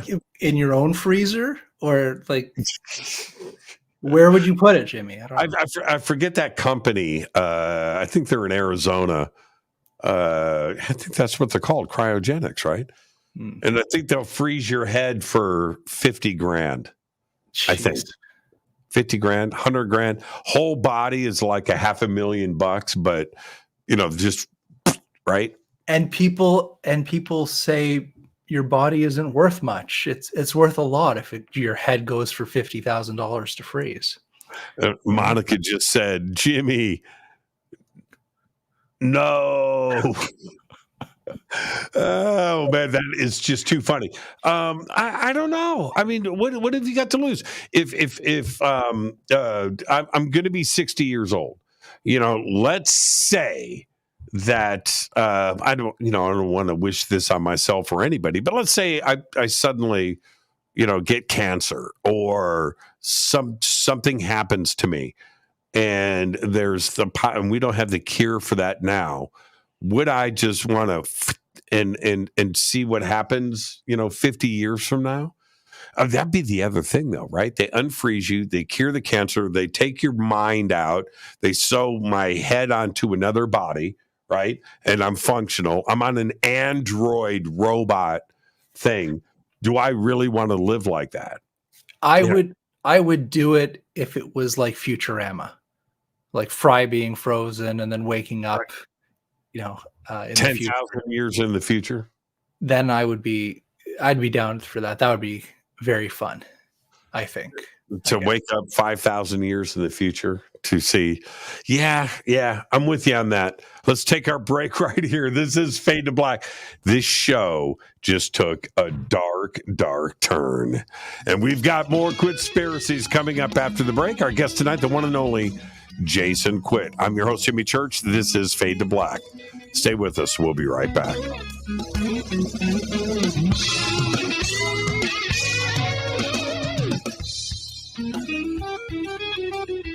Hi, everybody. This is Rob Halford, the Metal God, on JimmyChurchRadio.com. Your 1 million gigawatt paranormal powerhouse, KUNX-DB. The X. The Believer is the chilling true story of Dr. John Mack, a renowned Harvard psychiatrist and Pulitzer Prize winner. This is an outreach program from the cosmos to the consciously impaired. He risked it all to investigate human encounters with aliens. The Believer, Alien Encounters, Hard Science, and the Passion of John Mack. Written by award-winning former New York Times journalist and author Ralph Blumenthal. Now available in paperback from High Road Books. Are you ready to read about true paranormal events? Onyx Media publishes nonfiction books about UFOs, ghosts and haunted places, time anomalies, cryptid creatures, and more. Just like KUNX-DB Radio, it's all about unexplained phenomena. Visit www.unxmedia.com to see our list of great book titles by Debbie Ziegelmeyer, Gene Walker, Devin Listrom, Wayne Lawrence, Bill Spicer, and yours truly, Margie Kay. That's unxmedia.com. This is Jimmy Church of Fade to Black, and I only drink Fade to Black blend coffee from Rivermoon. Just click on the Rivermoon Coffee banner at jimmychurchradio.com. Promo code F2B Blend. This This is the only way forward. This is Fade to Black. Make contact. Race Hobbs here, repping the X, and you're locked on to Fade to Black with my homie Jimmy Church. Powered by the Fadernauts and the UnXNetwork.com. I'll be the host and MC once again this year for the 2023 Conscious Life Expo, February 10th through the 13th at the LAX Hilton in Los Angeles, California. This is a 4-day live event featuring hundreds of speakers, exhibitors, and not-to-miss special events. Check this out. Linda Moulton Howe, Bashar, Deborah King, Daniel Sheehan, George Norrie, David Wolf, Sean Stone, Danny Brinkley, Susan Slaughter, the Leo King, David Palmer, Scott Walter, and another 200 inspirational speakers. Special events include a disclosure lunch with me, Expo's Got Talent, hosted by me, a seance with Susan Slaughter, the George Norrie Forum, and the Leo King is going to DJ at a dance party. Over 200 exhibitors, over 200 speakers. It's the biggest event of the year. Tickets are on sale now at ConsciousLifeExpo.com. For everything you need, info, tickets, schedule, and speakers, please visit ConsciousLifeExpo.com. Go back, Lee Tappy. When you take the beans from Central America with dashes of Indonesian and African mixed in and then roast it to the dark side of Fade to Black, you create the ultimate brew of fringe. Introducing the Fade to Black blend from River Moon Coffee. Yes, River Moon's darkest customized roast was created for the love of Fade to Black. The alchemy of masterful roasting and smoking the beans is in every sip of this full-bodied, dark Java.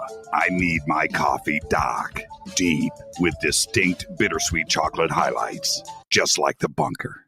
Leaning further into the darkness of the roast is Fade to Black blend from River Moon Coffee. Just click on the banner at jimmychurchradio.com and use the promo code F2BBLEND for 15% off of your order today.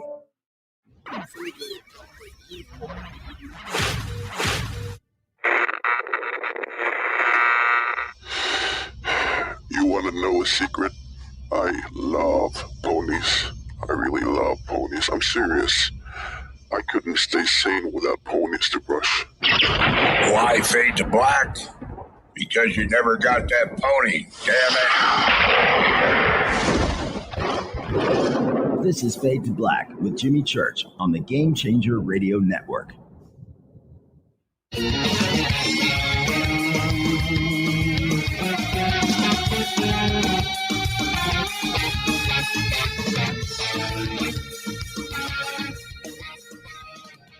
Welcome back. Quittspiracy number 12. Or is it number 13? That's right. You guys need to go back and check. Count them all up over the years. 1 pipe, 2 pipes, 3 pipes, 4. Our guest tonight, the one and only Jason Quitt. Now, okay. Disney. All right. So am I up next? Do I get to pick the next? Yes, you can pick. And we have some doozies to pick all from. right. I'm gonna go with before. I'm gonna save the best for last. You'll probably pick the next one. I know where you're going. I'm gonna go because of Artemis right now and Apollo. And everybody, not everybody, but quite a few people were talking about Capricorn, Capricorn 1. Great movie, by the way. One of the great science fiction movies of all time. Apollo 17 wasn't the last moon mission. Now, this has been going around for a number of years. Now, in celebration of the X-37B, 908 days orbiting the Earth. 908 days. That's a pretty long secret mission. It landed over the weekend in Florida. It returned. And the question of, could there be a secret space program running clandestine in the background that we don't know anything about? Well, we have the X-37B, Jason, right? And we don't know what it was doing up there for 908 days. And so Apollo 17 wasn't the last moon mission. After the success of Apollo 17 in 1972, America stopped sending astronauts to the moon. NASA claimed that they had logged all of the research that they needed at that time, and there was no reason to go back to the moon. We know now that that simply wasn't the case, and that the shuttle program originally, and those STS missions were designed to go to the moon and back. That's what the space shuttle was designed for. And suddenly everything just stopped. Or did it? Right? Now, you remember the movie Apollo 18? Did you see that? I didn't see it, but I watched some clips and read the synopsis before the show. Okay. And it really reminded me of a lot of the stuff we hear about in the UFO community, actually. So that's interesting.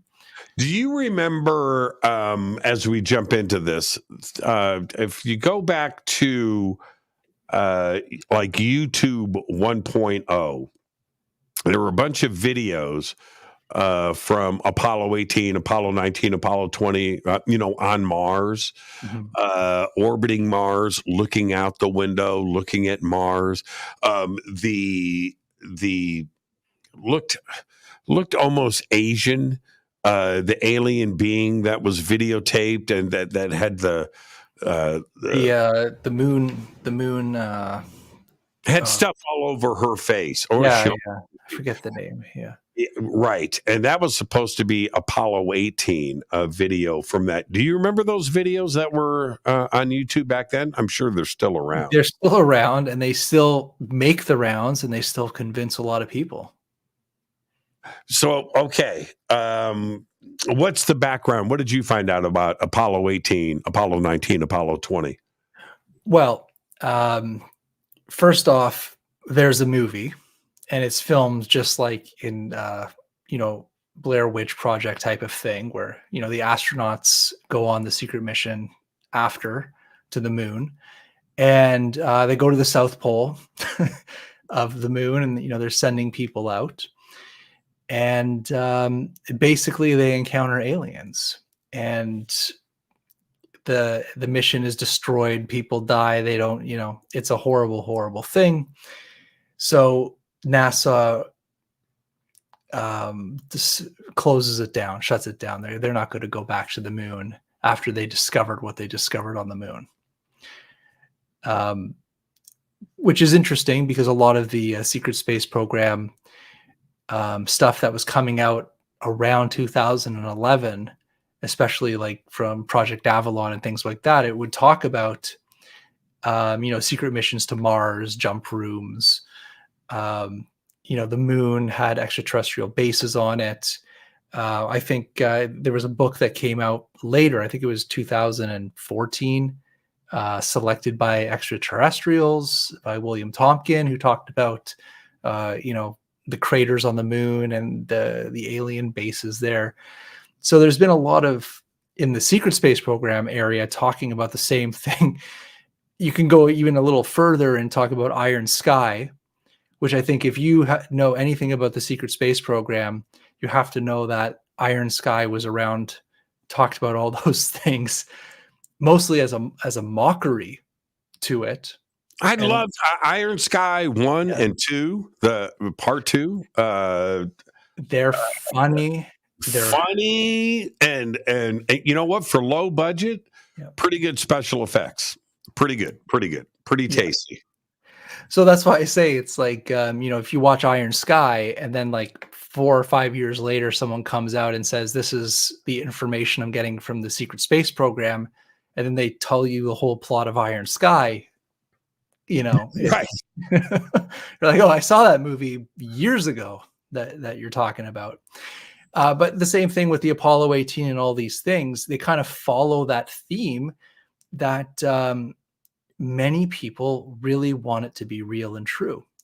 Now, we've discussed the secret space program before on this show, I think multiple times in many other ways, and we've always agreed that there is absolutely a secret space program.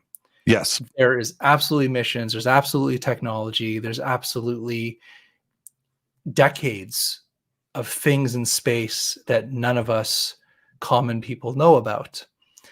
And I think the secrecy behind all of that is the reason why these conspiracies can just take a life of their own, because there is something happening, but we have nothing to kind of stick it to. What do we do? This is where I get into these hypocritical, paradoxical thought patterns where I find myself flip-flopping in the very things that I say as I'm trying to understand all of this. I fully knew what was going on with the space program from Mercury to Gemini to Apollo, all the way through to Skylab, the space shuttle program. I was totally taken aback and bummed out when the Apollo program was suddenly stopped. When we thought, because in that period of 1962, 1960 to 1970, we made so much progress so quickly that the things that we were promised, which was a moon base and a base on Mars and all of that all of this was going to happen in the 1970s, right? It all happened so fast and suddenly stopped. And it was stopped not because NASA had completed its missions, but it was a budget situation, and it was the transition between new presidents, and Vietnam was going on at the same time. There were things involved there. So there was that part, and then there was another part to me. I say, you know what? Maybe they just kept it going. Maybe they were traveling to how do we know that the space shuttle just stayed in low Earth orbit? How do we know this? How do we know these things? And then when the press conferences that happened recently in the last 5 to 10 years, talking about going back out beyond low Earth orbit and the problems that were there to go to Mars and to go to the moon with the Van Allen belt and radiation. And as soon as we figure out how to overcome all of that, then we're going to go back. Well, wait a minute. Didn't we overcome all of that already? Didn't we already go through the Van Allen radiation belt? Don't we understand all of these things? And as far as I know, Buzz Aldrin is still alive. Nobody died of cancer. So it's like, I don't know which way to go with this, Jason. So maybe there was an Apollo 18, Apollo 19, Apollo 20, and we were just never told about it. Yeah, my educated guess is they have technology that we're not supposed to know about. Some people could say it's alien tech, but I think humans are smart enough to create some pretty amazing technology too. I think it just got to a point where they realized that it had to be classified. Like maybe they found something. Maybe they realized that humans are a species from space. There's that theory that's out there. That they had to escape something to come to Earth. And maybe they found evidence on the moon of some type of bases, or Mars, some bases. Look at how much life is on Earth. Millions and millions of species just from having a good atmosphere and some water. And, so why couldn't that happen in other places in the past? So I don't know what they found or what technology they have, but I think there was a point where they figured something out and it just had to go black. We couldn't know about it. Okay, so let's just go straight into this. Did the Apollo missions continue, which is what we're suggesting here with this conspiracy theory? And if if that is where we're going to stop with this conspiracy, because it goes further. If that was the case, how would these rockets be launched without people seeing them? So that means that they were launching Apollo 18, 19, and 20, 21, 22, whatever, not from Cape Canaveral, right? Not from Florida. They would have to have been launched somewhere else where nobody would see these rockets take off, right? That's the only way that it would be possible. I think you would have to move operations to places that are just South America?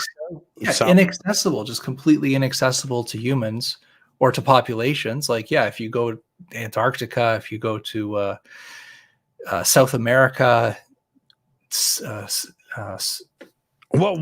okay, so if this is the case, because I'm very tempted to just go 4 pipes on this conspiracy theory, okay? I'm very tempted to go there. But this is the paradoxical part of me. Wouldn't the Russians, right? Great Britain, Australia, countries, China, that are monitoring this kind of traffic inside of our atmosphere, they would be able to see and know if we were going to and from the moon? It's one thing to keep it secret from eyeballs, but it's a whole nother thing to keep it secret from sensors and radar. All right, that's the problem. You see where I'm going with this? I'm tempted to go 4 pipes, but how do you keep it secret from Russia and ground-based radar stations? And that's the thing, is it's either everybody's in on the secret, or they have technology to override the technology that we already have. Right. So you would have to have a clandestine agreement with Russia and China going, okay, this is what's going on. We'll share the technology. Maybe Russia's launching for us. Who knows? I don't know. I'm very tempted, though. The X-37B says that we have a secret space program right there. And could this have continued? I'm going 4 pipes, Jason. I'm going all in. I'm pushing my chips to the center of the table. I'm going to say 4 pipes on there are missions that are secret that we don't know about, as like a secret space program. So yes, 4 pipes in that. When it comes to going to the moon or bases on the moon, or they found aliens on the moon, a lot of that evidence that we see online comes from movies. And hoaxes. So we haven't really seen, I've seen really convincing stuff of things flying around the moon, which I can't explain. So I think that there are things out there. So I'm going to have to say 4 pipes.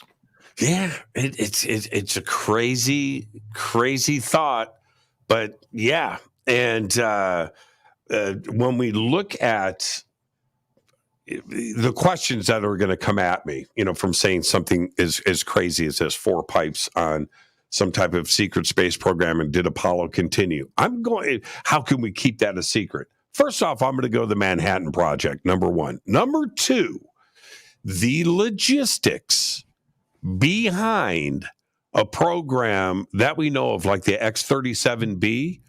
You are talking about thousands of engineers to design this craft. The craft has to get built. Then it has to get flown.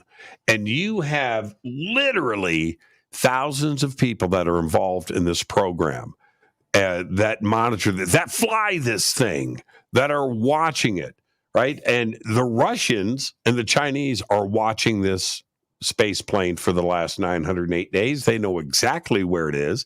This space plane is being moved and maneuvered. I have read over the years that they don't just keep it up in space, that it's up there for 2 years, but it's flying. It comes back down into the atmosphere. And then it takes back off again and goes back into orbit, avoiding detection and other satellites from Russia and from China which could be chasing it to see what it's doing up there. That's crazy. And to have that kind of space program implemented and running, and we don't know anything about it. Have you heard of a pilot going, okay, man, I'm a whistleblower.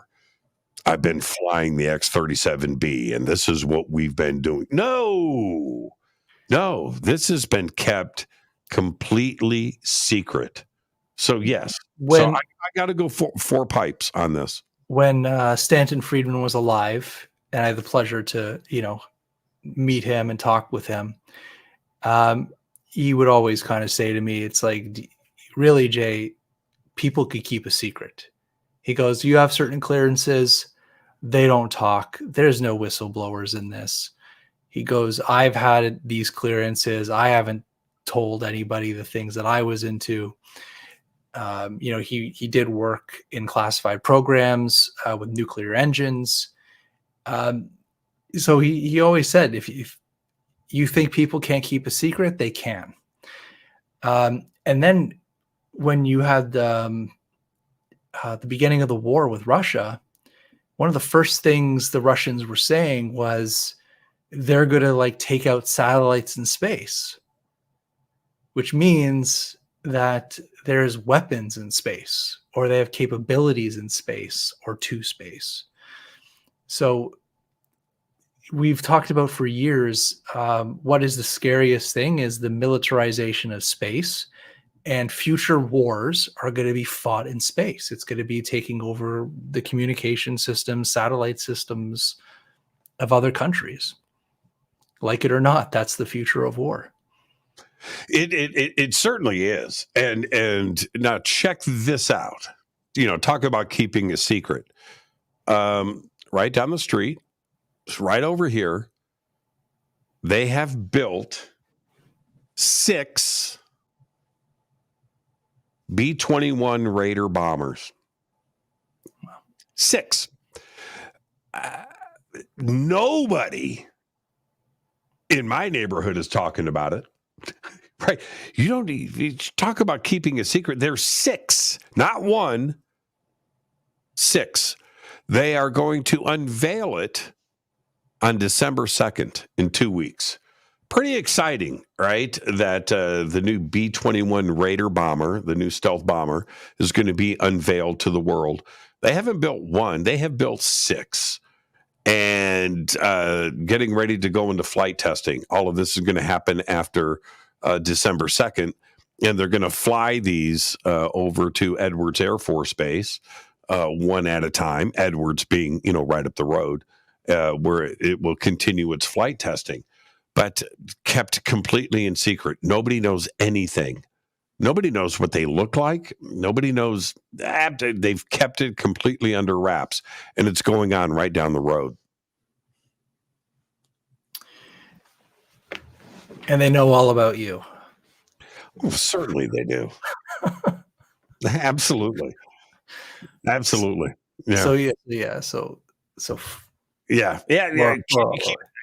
Can you keep something a secret? Yeah, absolutely. The X-37B, when it landed this weekend, and I'm looking at the numbers, 908 days, right, in orbit. 908 days, and some of the comments that were made, how they evade detection. They won't talk about anything that it's been up there doing. They did reveal one thing, talk about weapons in space, that the X-37B was able to direct energy down to Earth, solar, collect solar energy and beam the energy down with radio waves. Now, talk about wars in space, right? The idea of directed energy weapons, right? DEWs, been talked about for years, conspiracy theories. And that's exactly what the X-37B has been up there doing. That's nuts to me.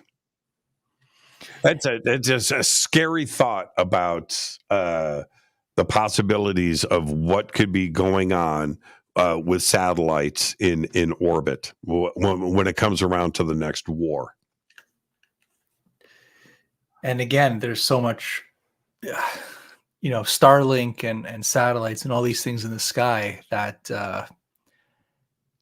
our night sky is forever changed. We're never going to see the stars like our ancestors saw them. Everything is changing right now. Yeah, Rick Norman just said, "Sorry, I disagree. No secret is safe with no media." In 1919, the White Sox couldn't keep. That's a whole nother situation. I am telling you right now, try to find any leaked information about the B-21 Raider. Go. Tell me what you find. There's zero on the net. I look for it all the time. Number 2, the X-37B.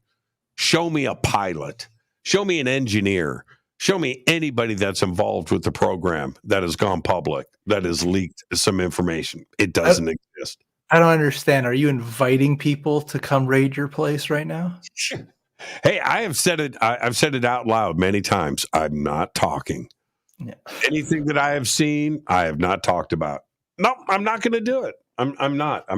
There's a certain decorum in the city of Palmdale when it comes to this. It's like the Stepford Wives. Everybody knows, right? Everybody knows. Everybody can see the buildings. You can drive down the street. You can look. Nobody's out there talking. No. And I'm not going to be that person. I'm just not. I'm not. It would just be a bad day in Black Rock if I just went and started posting or talking. No, it's just not going to happen. This is Fade to Black. We're going to take a break. Tonight is Quittspiracy number 12. We've got more Quittspiracies coming up after this short break. Let's see what Jason picks next. This is Fade to Black. I'm your host, Jimmy Church. Stay with us. We'll be right back after this short break.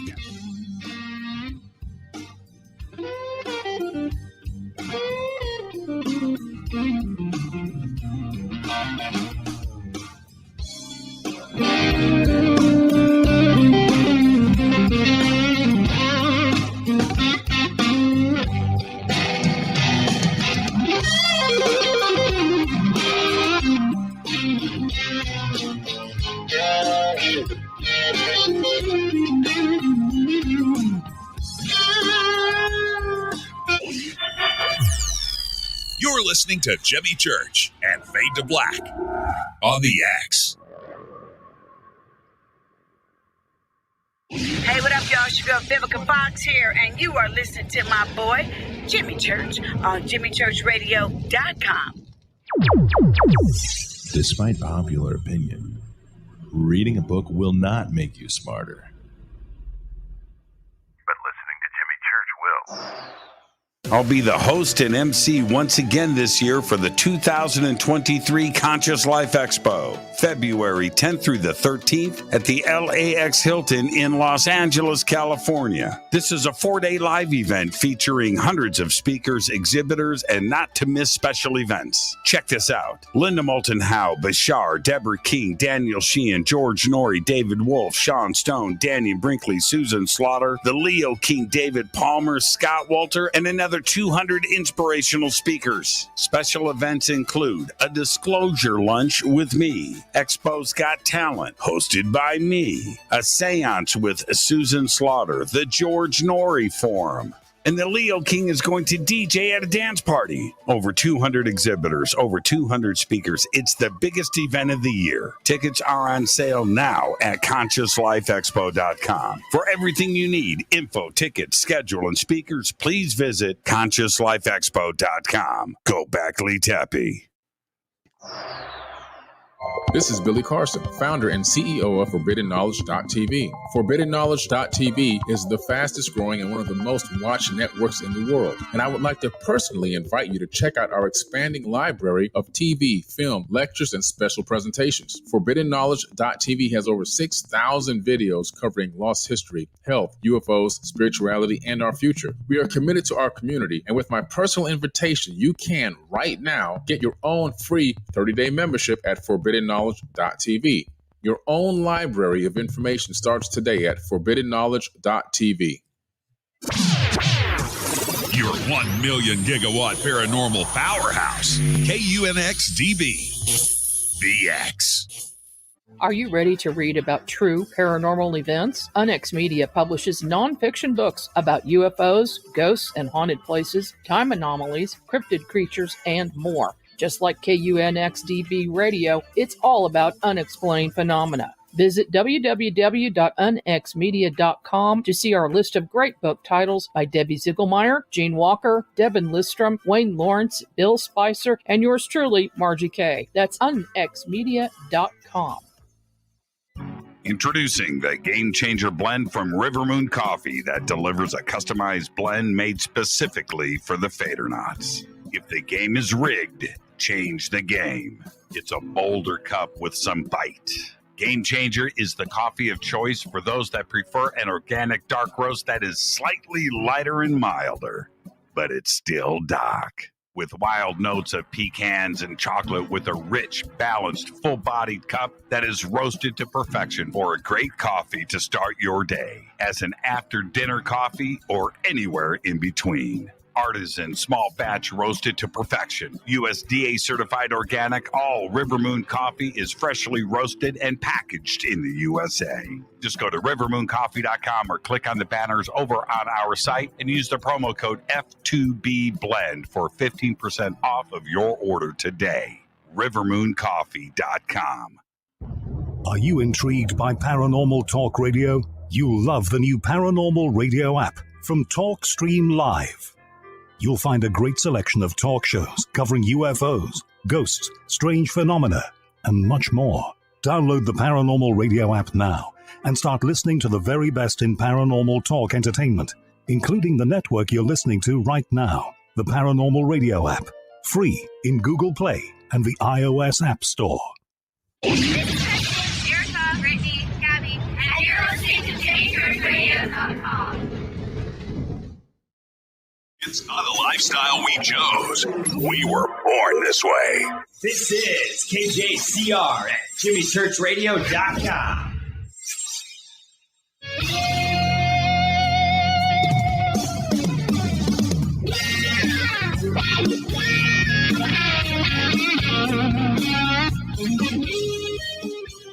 All right, welcome back. Overtime. Jason Quitt, Quittspiracy number 12. And now, who picks? Shoot, who picked the last one? Was that me? I don't want to pick any of these ones. Yeah, no. Wait. I need this next one on you. That's what I don't want to do this. This channel gets shut down. I could point it at you. Okay, look, I know where you want to go next. Or I want to go. We're going to go in one of two directions. We're going to go Bill Gates, or we're going to go Bill Gates. Right? So we're going to go in one of two directions. But here's the deal. Let's use a code word. Can we use a code word? Can we use a code word so that the AI bot engines don't seek this channel out and go, uh-oh, they're talking about. Okay. Let's is there, oh my God, how am I going to say this? Is there microchips in the Owie juice? Yeah, okay, Owie juice. That's a good one, Owie juice. Okay, are there, we could say 5G, are there 5G chips in the Owie juice, right, that may be injected into our bodies for protective needs, alleged protective needs? Okay, let's go there. Okay. So does anybody even know what we're talking about? Yeah, they know exactly what we're talking about. And here's the thing. The thing as we jump into this. There was a poll, with 1,500 American adults. They were asked back in July, right? This is recent, whether the United States government is using the Owie juice to microchip the population.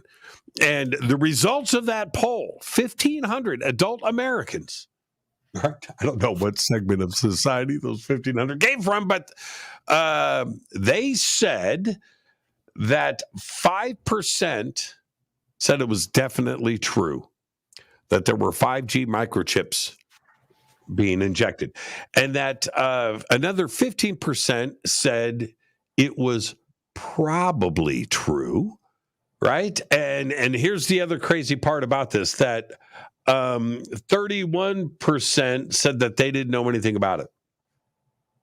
Now that was pretty bizarre. Now, do you okay? Where were the origins of this? Well, you know that maybe we should just stop the show now. But we've had a good run. I mean, you know, Bill Gates is known. He likes to talk. He likes to go on news programs. He likes to do TED Talks. And, you know, he loves Owie juices. He loves population strategies and healthcare and all this great stuff. Right. So there's always been something there in the conspiracy world. And you know where I hang out on Twitter and all these things. So I see these conspiracies come out all the time. And when the Owie juice first came out with the new thing, I remember the first thing that started to come out was obviously the 5G chips, because this is what we're going through. The whole planet is being upgraded to 5G. So there's towers everywhere. And during that time, there was a lot of videos online, especially TikTok, where people would go get the, you know, Owie juice, and they would pull out their apps on their phones, and they would turn on their a Bluetooth app scanner, and they would hold it up to themselves, and they would see like some new code that the app is picking up. So there's all these videos of, oh my God, look, there's a, you know, Bluetooth signal I've never seen before. And TVs would pick it up, cars would pick it up, computers would pick it up, you know. So there was a lot of videos like that. And then it got into the whole magnets. So they put magnets on their arms and they say, look, there's something in there, like something tangible, metal. You know, the magnet is definitely sticking to something. Lots of videos like that. And then it progressed. And again, a lot of these things come from science. There was been talk around this time period about a special enzyme. I don't know if you heard of this enzyme called luciferius. No. You never heard of this? Okay, so there's an actual patent 060606. Stop. I'm being serious. It's called luciferius. It's an enzyme that produces light, and it comes from fireflies. That's how fireflies create light. Okay. You know? It's an enzyme that turns on. It's bioluminescent. And they were saying that, you know, they were going to use this enzyme in the Owie juice. And then you would have pictures of people or videos of people having UV light on their body and showing the areas of placement were lit up under UV light, and they would scan their veins with UV light, and you would see the UV light shine in their veins. So there's been a lot of videos of magnets, luciferius, Bluetooth. I had a guy come up to me at a conference. Okay. And says, I want to test you. And he came up and he put a magnet on my forehead. Right? Okay. Yeah. And it stuck. And then he takes it and he's freezing. Right? And then he goes, I want to show you something, man. And takes the same magnet, puts it on his forehead, and it falls down. Do you know what this means? I said, dude, I don't give a crap what that means. I don't even know what you want to tell me right now. I've seen all the videos, right, of the arms and, you know, necks and I've seen the app that you're talking about, right? That people are right, and the code is coming out of the. What I dig about that is that people have an open mind, and they're not going to be lemmings to the sea, right? That they're not, that they are going to go and look at this for themselves. That I 100% applaud. With me personally, in my world, I know what I've done and haven't done, and I know who I am and who I am not. And so to project that belief system on me with a magnet or not, or an iPhone app or not, doesn't change who I am. But to go and investigate and research this on your own and not believe everything that you are told, that I 100% applaud. Do you know how much ferrous iron is found in just Cheerios? How about your brain? Right. So you eat this stuff. Your blood. How much iron is in your blood? What was that? Geritol, right? Whatever. So anyway, continue. Okay. And then it progressed. The conspiracies online progressed. And again, I'm not knocking any of these. I'm just saying this is what came forth on the internet and people believe. The scariest theory that I found when it comes to 5G is that within the juice, there's nanotechnology, carbon nanotubes, and they're not assembled in the Owie juice, but they start to assemble after inside the body. And they create these kind of like carbon nanotube arrays or structures that are like antennas that send and receive information.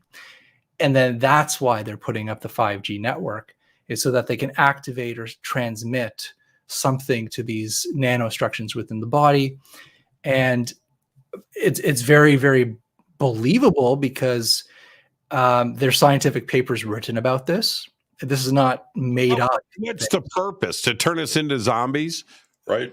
And you're going to walk down the street and you're now under control of something? Possibly. I don't know. But it goes back to that whole speech of Klaus Schwab. It goes to the whole speech about the future of mankind with the future of genetics, is that it's going to change who you are. And then you have the thing called the Internet of the Bodies, which is 100% reality. And this is really where they want to push it up. Research Internet of the Bodies, look that up. But basically what they want to do is they want to turn the body into basically a biological technology, a biological computer that could tap in. So they were even saying, like, in 10, 20 or 20 years, you won't even have a cell phone. It would just be part of your biology. And you just tap into it like telepathy. So check this out. If a magnet sticks to your forehead, that means you face a 95-mile-per-hour Nolan Ryan fastball. Did not get out of the way. Now you have a metal plate. This is what's funny about that comment. So the person that put this magnet on my forehead and it stuck, right? And freaked him out, right? And he starts just going. I said, man, let me tell you something, okay? When I was a kid, I had a hole in my forehead, and they plugged it with a metal plate. And that you are now in my personal business. So please, just get away from me. That's what I said. And it's just so funny that this comment came up right here from Double Take Lemons. And that person may be listening to the show right now. But it was really funny. But that's what I said. I had a hole in my forehead when I was a kid, in my skull, and they patched it with a metal plate. Don't you remember the people where you could rub spoons on them and it would stick? Oh yeah. That's a talent. Yeah, that is a talent. Okay, so and here's the other thing before I go to zero pipes on this is that how does a 5G tracker injected into you?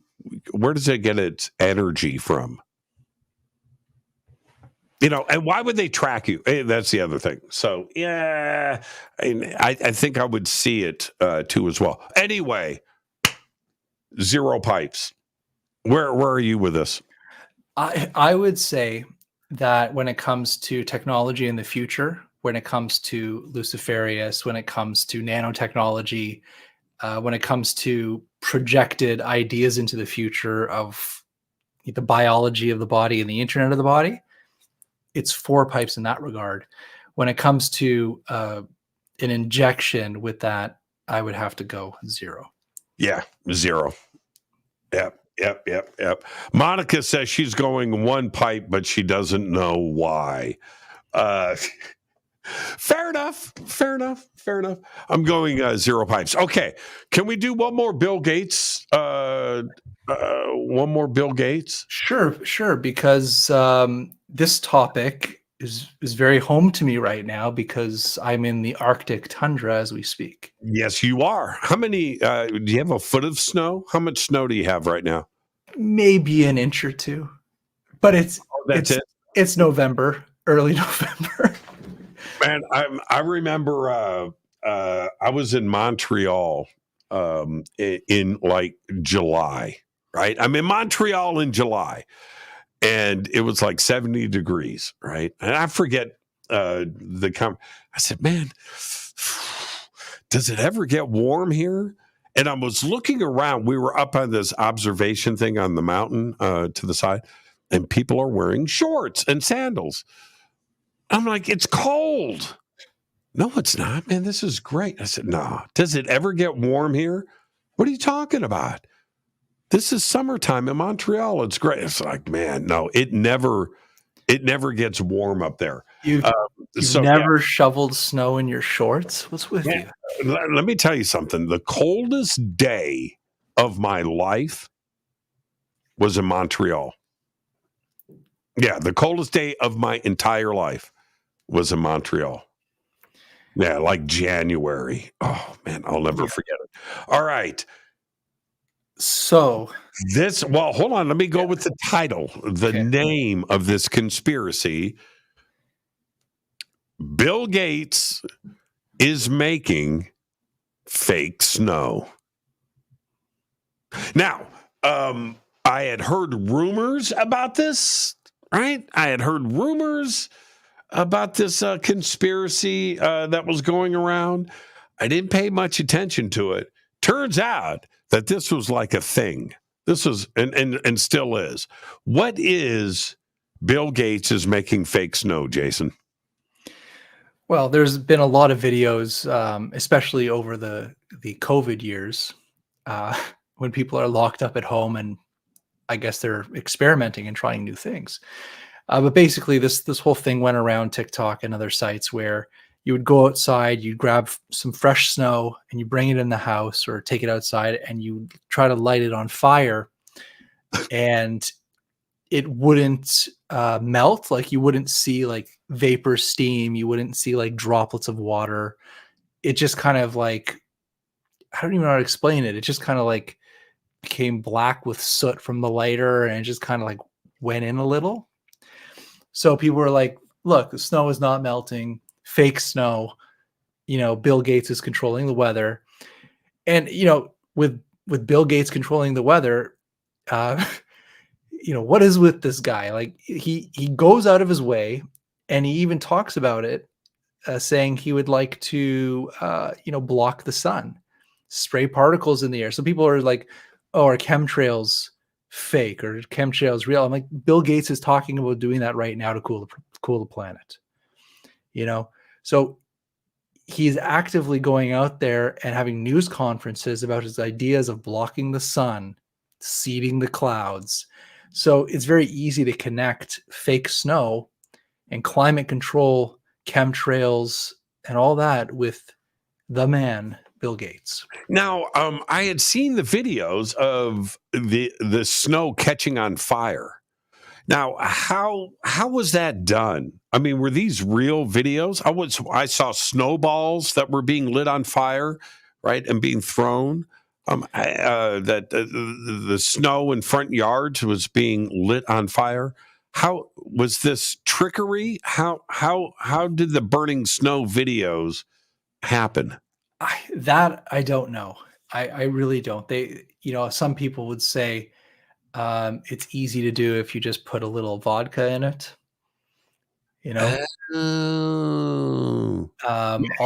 Okay. They also say that there could be some type of particulates in there that are flammable. But again, it's very strange. It is very strange. But why? So what's the purpose of manufacturing fake snow? What's the advantage of doing something like this? Well, we do it all the time in Canada. We really do. We have snow machines. Yeah, snow machines. Okay, now I understand that. The purpose of that is so we can ski. Yeah. And we can keep the resorts open when there's been lack of snow and you want to be able to go and ski. Yeah, I've got snow manufactured. I've skied on fake snow. It's not fake snow. It's manufactured snow. And I have done that. Not that big. It's not plastic snow. It's real. It's frozen water that is sprayed out and you ski. I understand that, but why would Bill Gates manufacture fake snow? I don't know. And another thing that just came to my mind is there are places in the USA right now that you can take a lighter to your tap water and it will turn on fire. Why? Because there's methane and other gases that come out with the water from your tap. But why? Why would Bill Gates manufacture fake snow? I don't know. Billionaires get bored. Yeah. Okay. All right. So let's go. I'm going to. It's so funny. I've got friends of mine that will argue.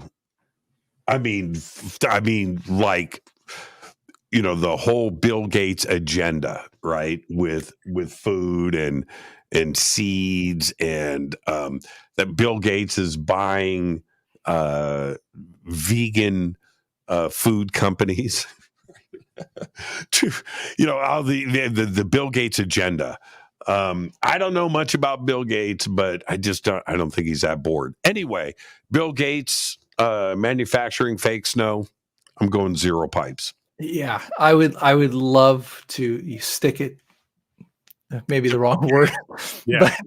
But I would go 0 pipes. And then another idea is that when the snow comes through the air, it depends on the pollution. If it's in a city, if there's power, if there's plants nearby, the snowflake could capture particulates in the air and bring it down to the earth. It's exactly the same as rain. It will bring down pollution. So I do remember people taking that snow and putting it under microscopes, and there was some weird stuff in there, but I think it could be just the pollution it's pulling out of the sky. When I was a kid, I remember, absolutely many times that I would go out and see, I'm talking about 40, 50 years ago, black dots in the snow.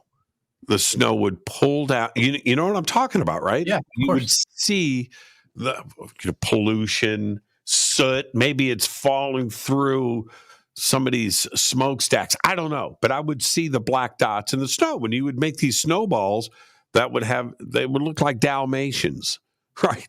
Yeah, they would have black dots in the snow. That was before Bill Gates was in kindergarten. Yeah. But, Bill's older brother, would always show him the lemonade in the snow and tell him to eat it. So maybe he's getting it back, Fair enough. So you went 0. Zero pipes. I went 0 pipes. Yeah. When's the new book coming out? I'm really hoping in the new year in January, and I can't wait to share the information with everybody. I don't even know what to say about it, because am I going crazy? Did I figure some stuff out that maybe hasn't been figured out yet? I don't know. So I'm quite excited, quite nervous, but we'll see when it comes out. Thank you so much, Jason. What a great show tonight. Quittspiracies are the absolute very best, my friend. Thank you so much. Thank you, Jim. Give my best to Monica. I will. And be safe up there, okay? And stay away from the snow. All right, thank you. Thanks, everybody. Jason Quitt, everybody. What a perfect show tonight. Just absolutely perfect. And I don't even know. It may be Quittspiracy number 13. But I got to say, that was a good show tonight. We left a few Quittspiracies on the table, but we'll do them next time. Looking forward to the new book, Crystal Sun. The links for Jason are right there in social media. Fade to Black is produced by Hill J. Palm, Renee, Dennis, and Kevin. Announcers are Steve Harder, Gene Viteau, and Mark D. Kovar. Webmaster is Drew the Geek. Music, Doug Aldrich. Intro, Spaceboy. SpaceboyMusic.com. Fade to Black is produced by KJCR for the Game Changer Network. And this broadcast is owned and copyrighted 2022 by Fade to Black and the Game Changer Network, Inc. It cannot be rebroadcast, downloaded, copied, or used anywhere in the known universe without written permission from Fade to Black and the Game Changer Network. I'm your host, Jimmy Church. Tomorrow night, right here, Dave Schrader. Until then, I want you to be safe. Go back, Lee Tepe.